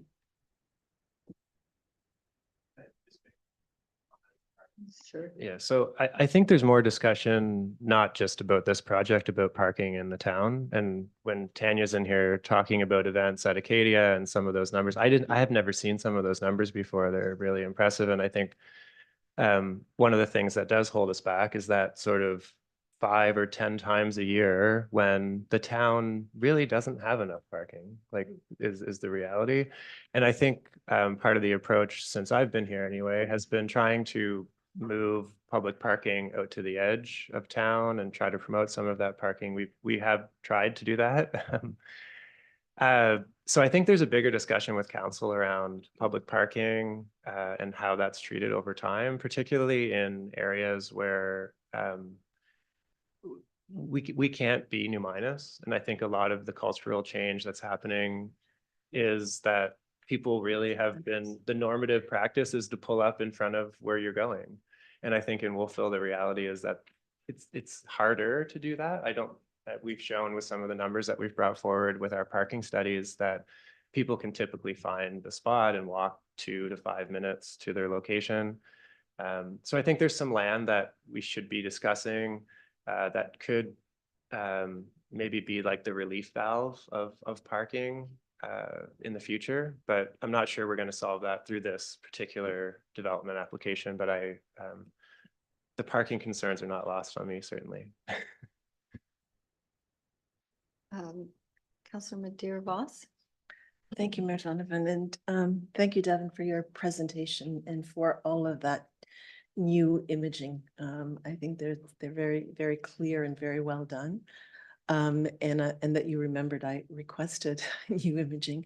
But what I also requested actually had to do with the image that Tom had presented. That was the image of Main Street, which was a wonderful image that showed all the buildings and the variety of buildings that we have and the difference in height and presentation. And I found that very useful so that we have the comparison.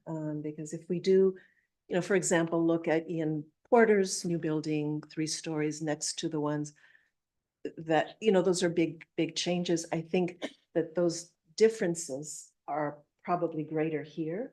But one of the things I would have liked to have seen was that image of Main Street extended to this, to maybe the red building, so that we could actually see what that building will look like next to the little bungalow and like next to the park. I think these are very useful, but I don't know that they give us a full picture of how this changes Main Street. And I believe that it will change the feel of Main Street as we come in. So that's just one thing that I would still like to see. I don't know how much work that involves. But I just put that out there. And I know that we're trying to deal with the MPS that this was originally approved under, which is still there, right? You have a development agreement that is valid, is still, if you wanted to put shovel in the ground tomorrow, you are able to do that. So that has not been nullified in any way. But also the new, and what I heard you say, Devin, was that these amendments are compliant with the new MPS and therefore could proceed as of right. Is that correct? I just, so it as of right isn't really a term in this context. So the test for council when looking at a development agreement is the overall intent of the planning strategy. And that is what you're looking at. And Councillor Elliott brought up one of these sort of difficult ones, that some of these play off of each other. But certainly from my perspective, we've worked through that policy hasn't changed. That's the same policy moving forward from one document to the other. But what I'm trying to say is that from my perspective, this is compliant. And if the development agreement is approved, we would then move into the permitting. So, but so now you've got me confused. We're not looking at a new development agreement. We're looking at amendment. yes, Right? yes. The development agreement remains as it is. There's development rights on the property Right? as is. As Yeah. it is. So we're not looking, this is not about a new development agreement. This is about an amendment to an existing development agreement. Yeah, Correct. and just to get into the weeds about that a little more, the first proposal, the 2019 approval, that would actually be hard to consider under our current planning documents because it's actually a 5-story building. Under the building code, that larger massing that was on the roof, it really does present as a 5-story. It was Correct. most of the bulk of the massing was obviously within a 4-story envelope, but that's part of why when we brought this back in, you don't see that there as well. And so that there's a couple different pieces that are really key metrics from the new planning documents that I just have to say were defined by this building. When we went through this approval, the debate we had around building height, certainly from my perspective, was very much informed by all the discussion we had around this particular building. Correct. Yeah. But I guess if I just need to make sure I understand. Yeah. That the question around these amendments, is it a moot question, given the new municipal planning strategy? Do you mean the question of whether these should be approved or not? Mhm. That's a question that council has to weigh. I mean, my job as a staff person is to bring you information. And so I've brought you information working with the planning documents to say, from my seat as a professional planner, this is compliant. And that's really what I work on doing on all files. Right, so if it is compliant, can we say no to it? I mean, that's a discussion amongst Well, council. legally, I I'm mean, I certainly just not, wanna I'm know not, where we I'm not stand. recommending that you say no to it. No, I just want to know what our options are. Because I guess I'm a bit confused because we're looking at it under the existing. There are pieces that still fall under the old. For example, the concern or the comment that Councillor Palmer made around the parking, that was a piece that was agreed upon as part of the development agreement in 2019. We Right. are moving that forward, right? We're retaining that. Yes. So we're retaining certain pieces, but we're under the 2019, Yes. but we're being asked to review the amendments or some of the amendments under 2024 and 2020. Right, so we're doing bits of both. Correct? I guess, I'm Go ahead. not sure, I understand what you're saying, but I am wondering, Director Lake, if council did not approve this, let's say just for argument's sake, given that we have a new MPS that would, I believe, support this, it would be my understanding that council could do that, but that the developer would be within his right to go to the UARB, who would then say, no, that's consistent with your current planning strategy. Am I correct? Yes, exactly. So council You could. vote no, but probably ultimately at our expense, we might be in a situation of having to accept what we voted no on. Is that correct? Yes. So that's something to keep in mind. So, well, it's not to keep in mind. I think that suggests to me this is a moot point, Yes, that's what right? well, unless you wanted to take your chances with the UARB. which The you other could. question I have is, we're kind of taking bits and pieces of old and new. Is that fair? I just, I don't, it sounds like we're not cherry picking this. So I've taken the new planning documents and I've taken that as the test. So this is compliant with the new planning documents. If you have pieces that you think are from the old planning documents and you've looked at those and you don't think this is in existence, I'd like to know what those are. Because I mean, my job is to bring this forward and for it to be compliant with the new documents. So I'm not clear on what you mean by bits and pieces. Well, for example, the parking and the compensation of $66,000 Right. is not new, right? That's part of the old agreement, that rate, Yes. correct? And bringing a modern rate forward, you mean? And that's part of some of the other public benefit that we've spelled out that also wasn't part of the original agreement. So that goes both ways. And as far as what I was tasked with negotiating with the developer, all those different issues, yes, there was some of that. Is that the main one that you mean, is the Not for me. parking? I mean, I'm still disappointed about the step back in the third floor. That was one of the pieces. You know, I fully accept that this is a modern building. I have nothing against modern designs. I think I've mentioned this before. You know, I live in a stucco home that was built in 1919, and at the time it would have been very modern compared to the other ones on my street. The Alex Colville house probably is still considered modern. It was built in the same year and it's next. So I have no objections to modern materials or modern design. The concern I have around the height, and that's still the step back, the third floor step back.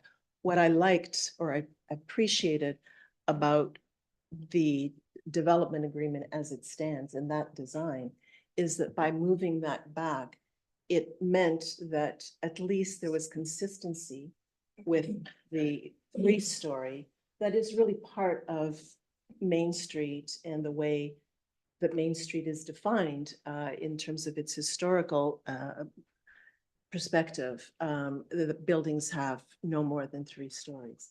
So that's the piece for me, is that 3-story step back. I would have liked to see that remain.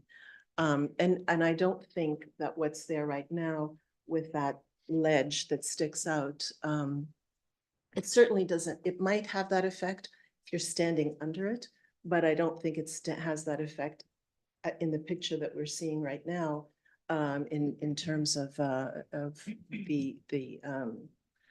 mass. And I do think I think we're being shortchanged with the $66,000 because in fact and I do have another question, and that was mentioned at the last time that the gentleman from the project were here, that had to do with long-term versus short-term rentals. And I believe at that time, there was a question around what percentage would be long-term, what percentage would be short-term. And there was no percentage given, and I believe that was because of the bank's requirement that they're not willing to look at financing for short-term. And so that was something that was still being worked on. I guess if if some or however percentage of the building is short-term, I would suspect that a lot of that public parking that's directly behind it is going to be used for that purpose. And essentially what we have is $66,000 being paid for parking that will probably be dominated by people using that building. So, and that for me is an issue, because I do feel that we're being changed on that front. So I will stop now because I think I've confused. Councillor McKay. Thank you.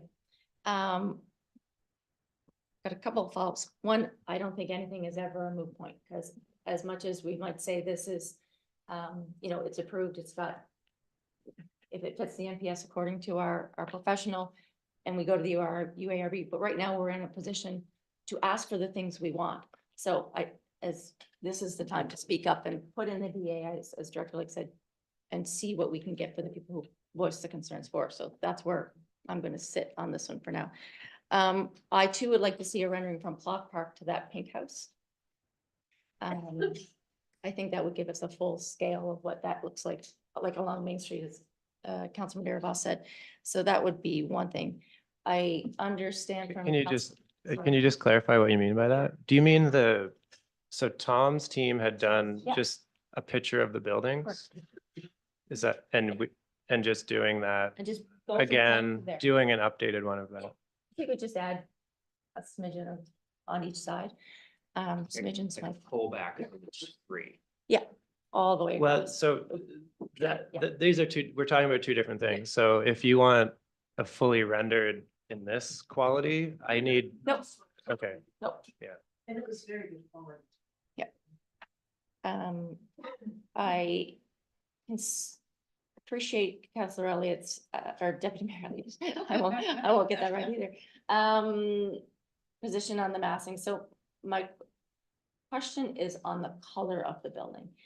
Is the color as it is, and is there a color that could be changed to make it more appropriate or more, I'll say blend in, that's not proper English, but that, you know, maybe minimizes the impact of color, because sometimes the black can be quite sad, like, so depending on what it is, I don't know if there is or isn't, and there's a question.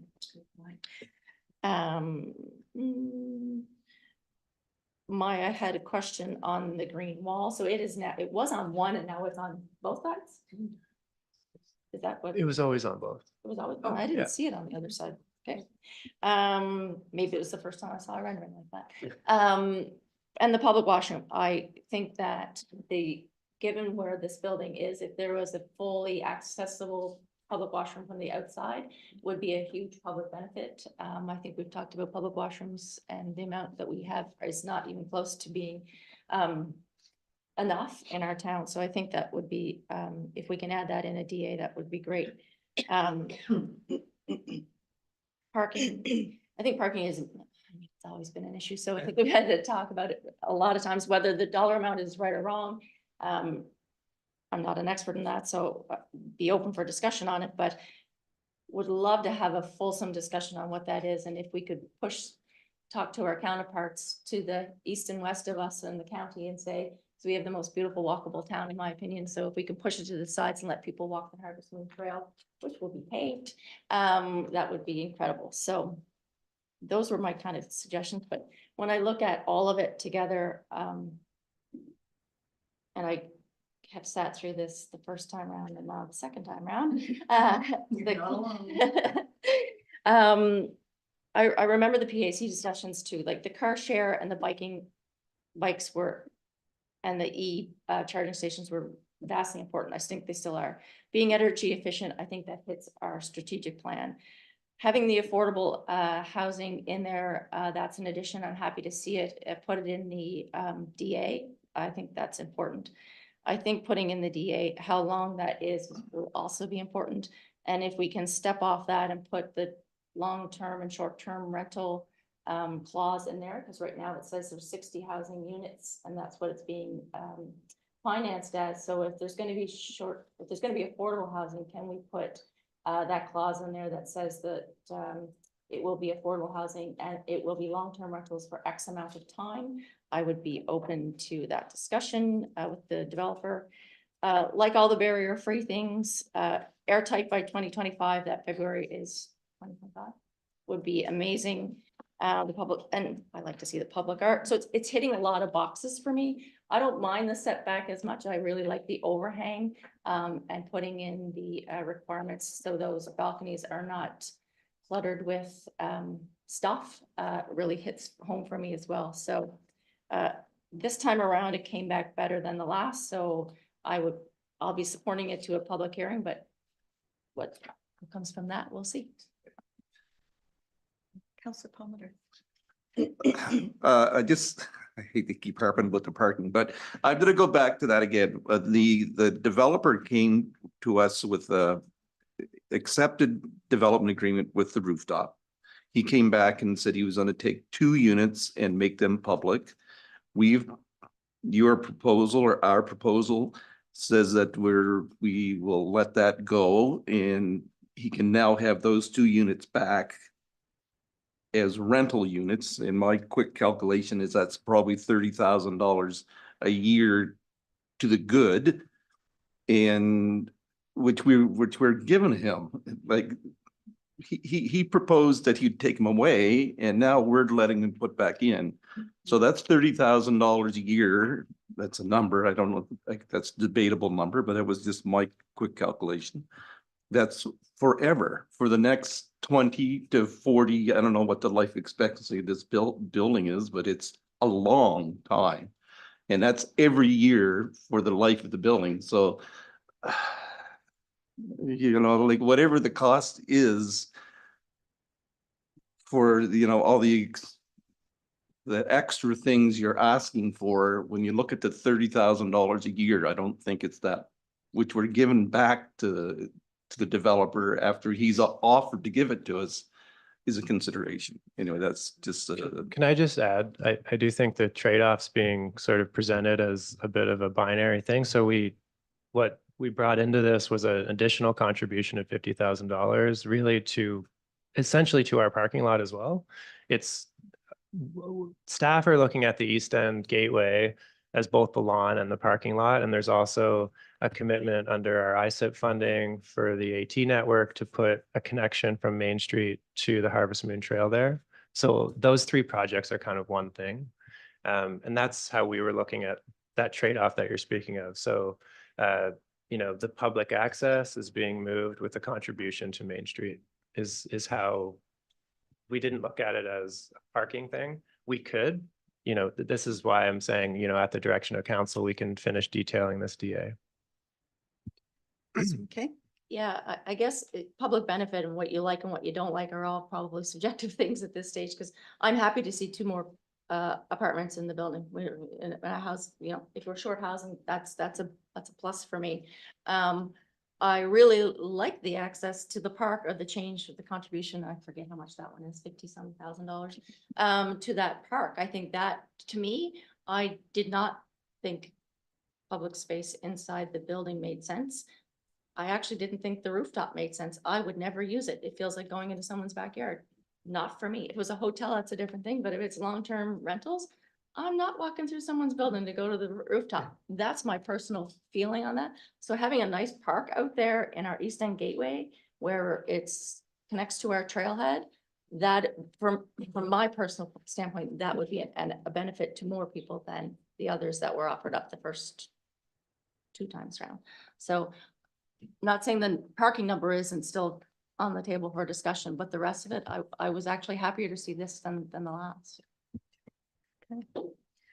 I have a few comments and one of them is going to be about parking, but I'll do that at the end. I think we may all be on the same page on that. On a positive note, and I said this before, and I hope that to the developers stick to this, and regardless of what color scheme, I'm not into the color scheme right now.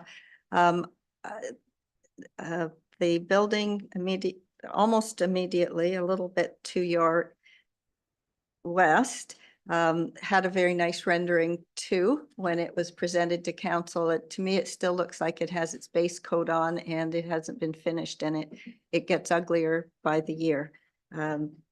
This looks nice. I hope that the building materials and whatever painting or that it looks nice and it doesn't look like it's still in its got its rough coat of paint on. So that's a positive one. I also don't have concerns about the setback. I do like the fact that there are different colors, both back and the front. It doesn't look monolithic to me. So that I thought was an improvement.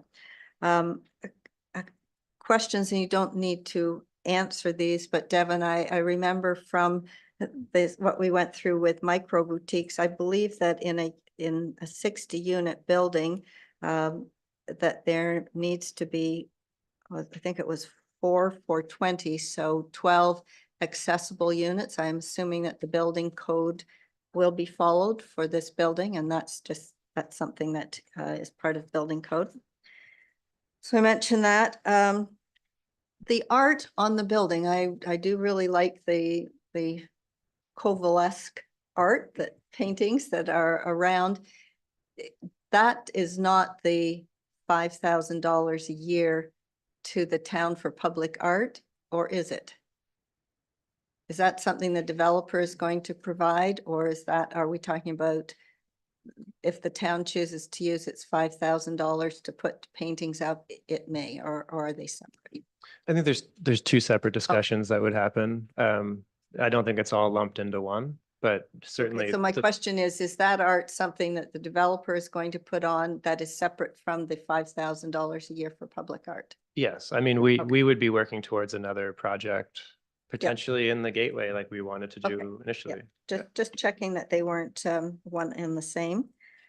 Accessibility, I did have a question about, and I may have misunderstood at the last meeting, but I did ask a question about the size of the units, and 480 and 200 and something and 600 sticks in my mind. I was having difficulty seeing even in 600 a 3-bedroom unit in that. So I'm just looking for clarification on is a 3-bedroom unit 600 square feet? So are these very small units, or are there some that a couple or even a family could live in? I don't have the square footages off the top of my head, but there's bachelor units, 1-bedroom, 2-bedroom, and 2-bedroom plus den. 2-bedroom plus den, that Yeah. was it. And so one would presume that the 2-bedroom plus den is not supposed to fit into 600 square feet. No. Okay. All right, that was just, and my final comment, and I agree with everything that everybody has said about the parking. Particularly if a percentage of these are used ever, and probably more likely in the summer, as short-term rental units. Anybody coming to that, I believe, is going to come by car. There's no really other way to get to Wolfville except by car. Years ago, in another province, I remember our public works staff telling us that $90,000 bought us a parking spot. Now, I expect that was an all-in cost of having to buy the land and do the development, but still $66,000 doesn't buy us many parking spots. And I am very concerned that, I mean, even if this was all long-term rental units, there are 60 of them. That's at least 60 people and probably more. So even if there could be 20 people who are looking for long-term parking, and $66,000 doesn't cut it. So I agree with my colleagues. I am very concerned about that. If you are living permanently in a building, you don't want to park down, you know, in Grand Prairie and carry your groceries up. And if you are coming as a visitor, similarly, you might you know, you might park a few blocks. I mean, we do often if you are, you know, if we stay at the Westin for the conference, sometimes we have to park across the street, but we certainly wouldn't be parking in the, you know, the historic property. So I think that issue of parking is one that does concern me as much for the people who will reside in here as our residents who are visiting our parks and are looking to park in the East End Gateway. So that does worry me, but other than that, I'm happy to move this to a public hearing at this stage. Are there any other comments before someone asks to call the question? Question? All those in favor of the motion as read, please indicate by saying aye. Aye. Opposed? That passes. Thank you, staff and members of council, for that really good discussion. I'm going to assume that this next item is not long, so we're going to do that, and then I'm going to give council a break, a short break, a 10-minute break for coffee or washroom or whatever. So one-time operational funding request is who is bringing that forward? Yeah, and Nick is going to join. Okay. And sorry if I misjudged that it's a short one. If you need to go and get a glass of water, just go. Go ahead, Mike. I just sent you a text. I am bringing food in just so that we can, because we're cutting into lunch. We can grab it.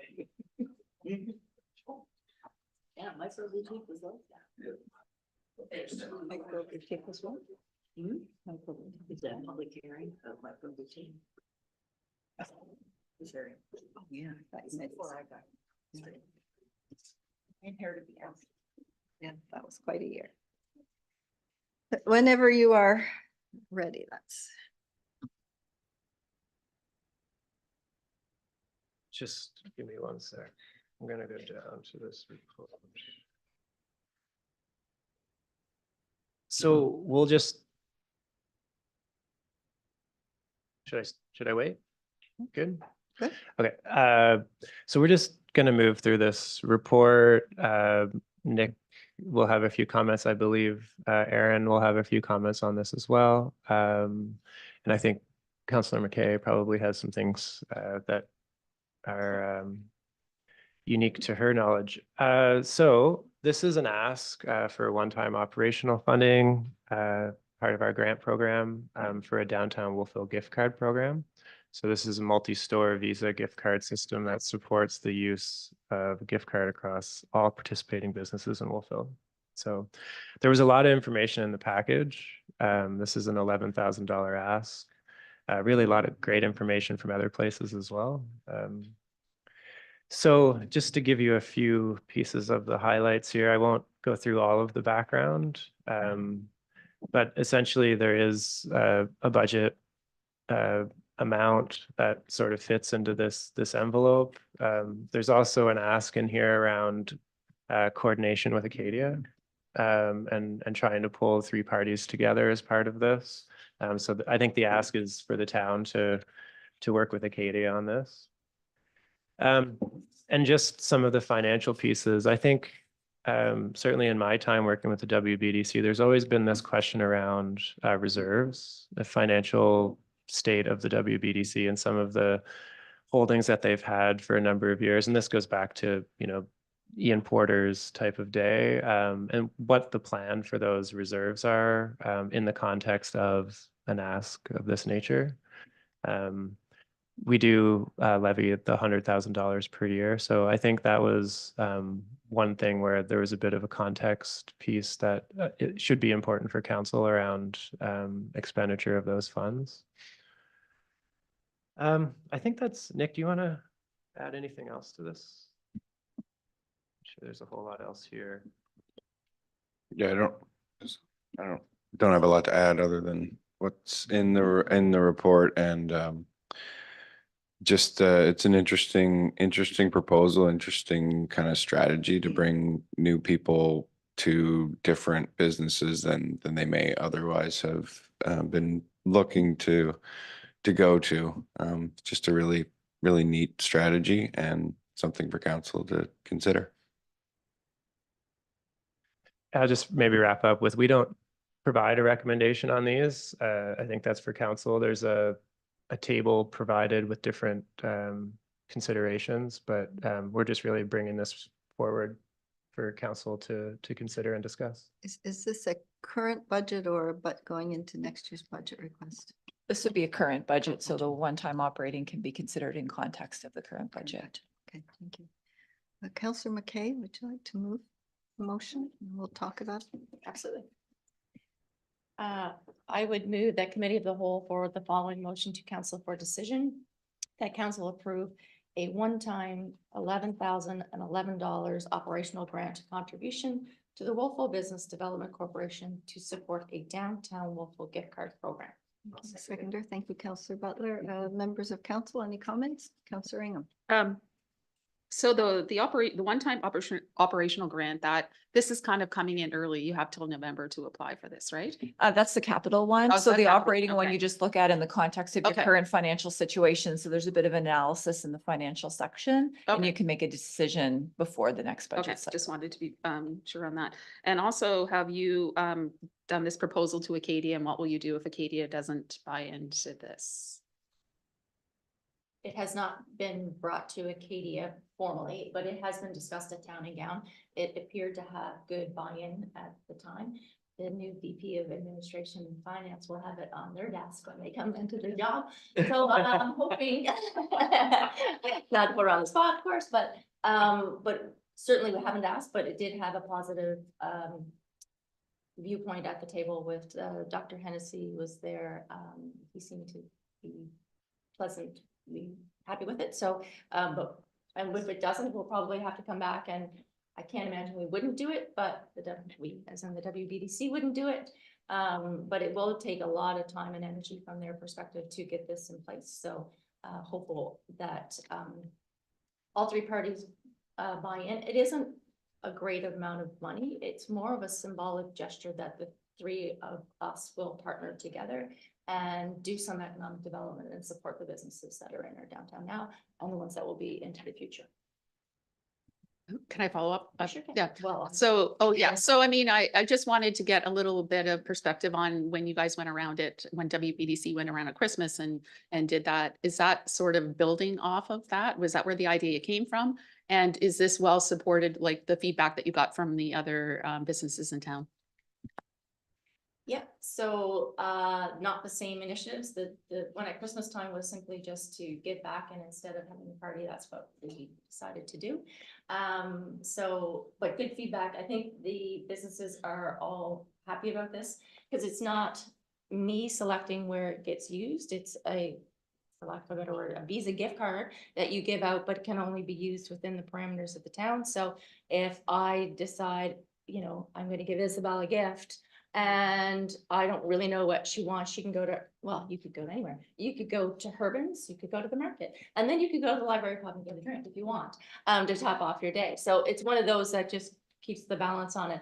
And really good for for gift giving for sure, but also from a student perspective. I think that's why we said Acadia would be a good partner, because parents could send gift cards with the kids and they could use them at anywhere in the town instead of having to decide, you know, go in person and buy a gift card from Carl's Independent for instance. That it would be good. I think the only place that we did not say it would go on, and she did not, because she's in the gallery, was the NSLC. Yes. Yes. Okay. Thanks, Jody. Are you done? I am done. Thank you. Thanks, Jody. Councillor Madeira Boss. I think this is very clever. I know how well received the Christmas event was, and I do like the focus on students. I think it's a way to draw them back into community in a way that they can relate. I'm obviously shopping, but you know, it's a benefit to our core. But I think it is also a very a good way to involve students in And so I think this is very clever, and I think that the business community would be appreciative of this. And seeing the WBDC take this kind of initiative that is in direct support of that community. So yeah, thank you for this. I just, a question. I think it's a great idea. I know when Aaron and I were at a town and gown in Clemson, South Carolina, North Carolina, is that one of the South Carolina, they had Clemson bucks and which we used all. So that was great. You talked about it like so if like you had an Apple gift card, I would pay for the Apple gift card and then it would be like I would spend that. So I'm wondering where the $1,000 and whatever others put in, is that for the production, the creation of it, or how does that, Yeah. sorry, Kelly, look at. So there is a Jody. setup fee for it, yes. So That's all what- of this is to get the cards bought, branded and set up. Okay. So that's this, and there is an annual cost of, I think it's a 500, maybe it's 1,000. Every year there is an annual cost to keep Okay. it going. Every business will have to have a point of sale button on their register. I don't know what the word was, but register, which the WBDC will have to, go around and help them implement all of that and then market it. So that's where, they will put in more money. But doing if those a types of things. parent But wants to buy, they'll pay $100 or whatever. Right. To that, and where does that go? Can she answer? Because I don't. know I'm the sorry, I'm technical side sorry, of that. we're getting too It goes into informal. a pot, I'm assuming, and then they have to, when the business will go into the point of sale and it will take it off of that pot. Okay, all right, okay, An off-site website, yes. okay, all right, thank you. There's a whole back technical Thank side you. to that I honestly do not know the answer to.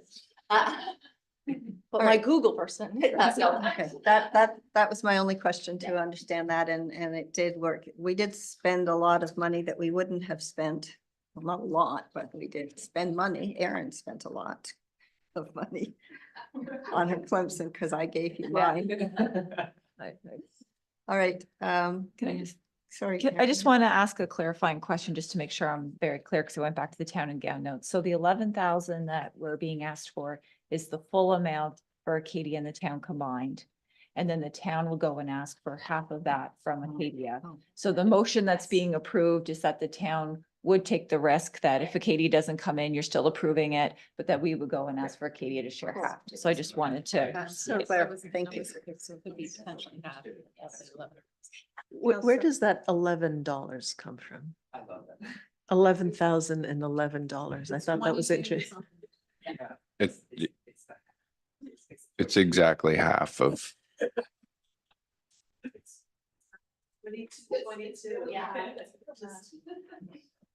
Very detailed account. Okay. Okay. Call the question. All those in favor, please indicate by saying aye. Aye. Opposed? That's passed. Thank you, council. We're going, sorry, Aaron? Just before Kelly, just on the note around the reserves, typically the WBDC does come and present kind of the year forward in the next couple of months. It would be really helpful, I think, to have the reserve plan presented as part of that, just in terms of where you're at with your reserves and what sort of the plan to spend those are, because this comes up every time there's a request related to WBDC. So it'd be good to have that. Right, I'm going to call a 10-minute recess so council can stretch their legs and use the washrooms, get a drink. We'll come back. Aaron has arranged food because we are going to go over the lunch hour. So it's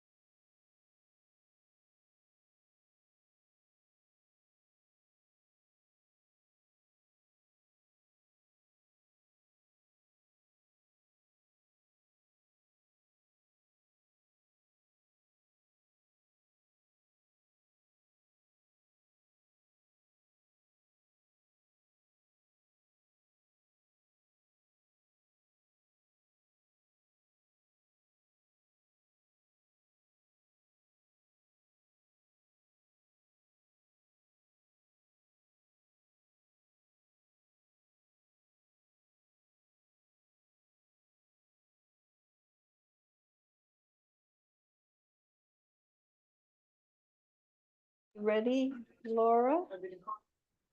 Okay. Good. Okay, so we are back to committee reports. External, Counselor Ingham, anything to add to your diversity? No, just that African Heritage Month proclamation is on February the 1st from 6 to 8. I believe you guys all We have all an got invitation, invited. everybody. It's that awkward time where it comes right before, Yeah. committee of the whole. So that's the only thing. Okay. Before our committee, no. Well, I have the meeting and then the next day we have. committee of the Okay, whole, so I okay, don't that's what get he's saying. that reported. Oh, yeah, Recorded. yeah. And we may be changing committee of the whole depending on, in Yes, February, so I it have might to be report okay. at one time. It might be okay So- for that week. All right, so any questions for Counselor Ingham? I have nothing to add to the IMSA service agreement for Valley Waste and King's Transit. Are there any questions? Yes, Erin? We did finalize over Christmas the contract with Dan McDougall. So he is joining the IMSA team to support the work of Sunny and Dwight, and will be attending the next board meeting of the IMSA. So just because Town of Wolfville holds that contract, we did execute that last week. Okay. And this is a quick one, just as if it would be council's pleasure to add this to a future agenda. It's occurred to me as we have read different land acknowledgements. I remember Councillor McKay and Deputy Mayor will remember during the last council at some point, I could be wrong, but I believe Councillor Proudfoot brought it to the mayor's attention, and then suddenly we were reading a land acknowledgement that came from Acadia. We don't have a policy on that. The land acknowledgement that we have now also comes from Acadia. I believe it was something that I heard read by the chaplain, and thought we'd mix it up a bit, but the fact is, we read it, it feels sometimes a bit token, and I'm wondering if it's something that within the context of our diversity and inclusion, it might be something that at some future time, we would want maybe to bring an elder in and have a discussion about it and the actual words that work for Wolfville. So that was my thought, that I just sometimes feel when I was reading it or when it's read now, that it's just, a box that we tick, and should we be more intentional about it? So that's why I wondered if not today, but if we wanted to bring it somehow forward to a future council meeting for more fulsome discussion. Councillor McKay? Yeah, I do remember the first time I came to, and it was a very brief discussion, I think, of how it came about. The last one actually resonated with me more, given the wording of it, of how we represent ourselves around the table. So having an ability to talk about it, I think we haven't done it. So we definitely should, and make sure it resonates with us. So it's not token, it actually is heartfelt and meaningful from my perspective. Deputy Mayor? I agree, totally. And I would note that we have a Mi'kmaq elder who's recently moved to Wolfville, Carolyn Landry, who was involved with the planting of the maple tree down at Clock Park. She's very easy to talk to, and I would offer to get in touch with her and ask her if she'd be willing to come and chat with us. Great. Councillor Butler? I completely agree. I'd love to be a part of this discussion and feel out the input. Today, there is a street renaming ceremony in Kentville, and I know that they have worked towards their land acknowledgement through this process of, so that it does fill the need for all bases of everyone that lives there and wants to contribute, and they take into consideration their future of what they're going to be doing. There is also very specific municipal actions as part of the Truth and Reconciliation Act that I think should also be part of this conversation, where we can actually say, as a town, we are taking the time to read it and acknowledge it and go through with the next steps of recognizing a lot more than just words. So yeah, I'm all for it. Thank you. So there's no motion, I don't believe, but so do we just give staff direction and maybe through the CAO to I'm thinking Barb, because that's your project. So Erin, I'm looking for guidance. Sure. So if the guidance is not to have a staff report, but to bring in Carolyn, then we can do that for an upcoming discussion at a committee of the whole, if not in February and March. So I don't know if we, yeah, that Yeah, might be a that's- start. I can also, at the diversity meeting next time, I can bring up to see where they came from and how they did it for Meaningful as a discussion too, and bring something back just for some information only, yeah. So maybe at a future committee of the whole, we could have it as an item on the agenda, and probably there would be some information to us from various places and some discussion about how we might proceed. Yeah, go ahead, Councillor McKay. Yeah, I'm curious as to how that would work, because usually at committee of the whole, people make presentations to us and we can ask questions, but this, I was thinking would be a more interactive type of discussion, so I'm curious how that would work. If I may, through Mayor Donovan to council, I had the opportunity to attend a really helpful workshop at the AMANS conference that had to do specifically with land acknowledgements. Keeping in mind that land acknowledgements are spoken by settlers and they are created by settlers. So we can certainly invite an elder in to have some conversations, but the intent of a land acknowledgement is from us as settlers to really kind of ground into the purpose of why we're meeting and what it is that we are to do. I'm happy to share resources from that workshop. I'm happy to provide some different options, some different framework to look at. There's also been some back and forth on not a land acknowledgement, but historical acknowledgements of the contributions of African Nova Scotians. That may be a direction to go in as well. Again, to be clear, those are very different than land acknowledgements. They're not meant to be bundled, but sometimes they happen at a similar start to a meeting. So I'm happy to share resources.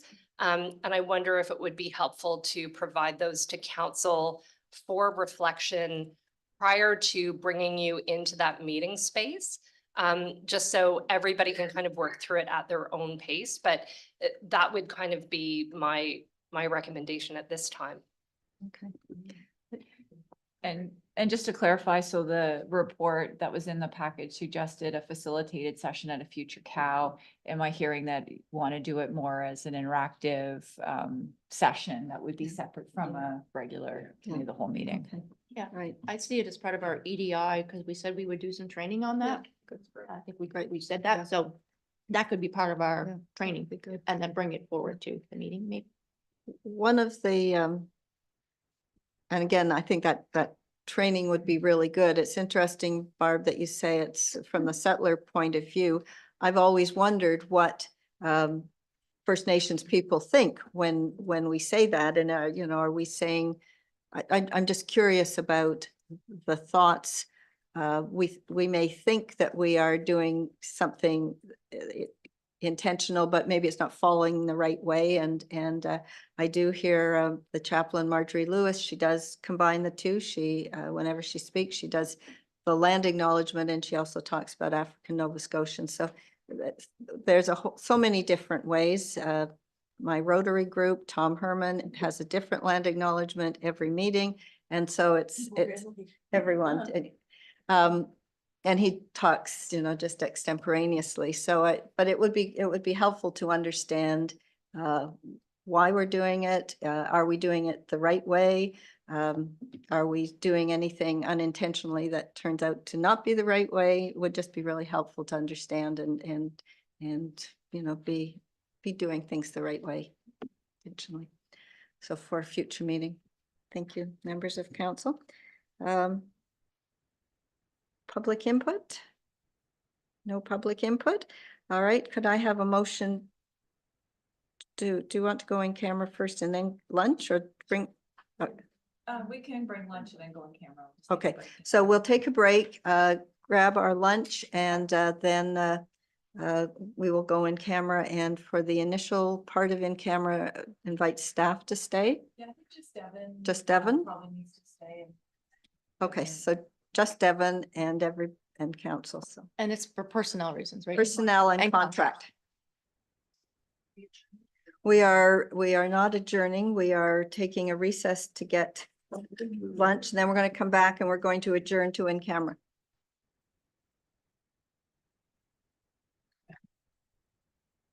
Okay.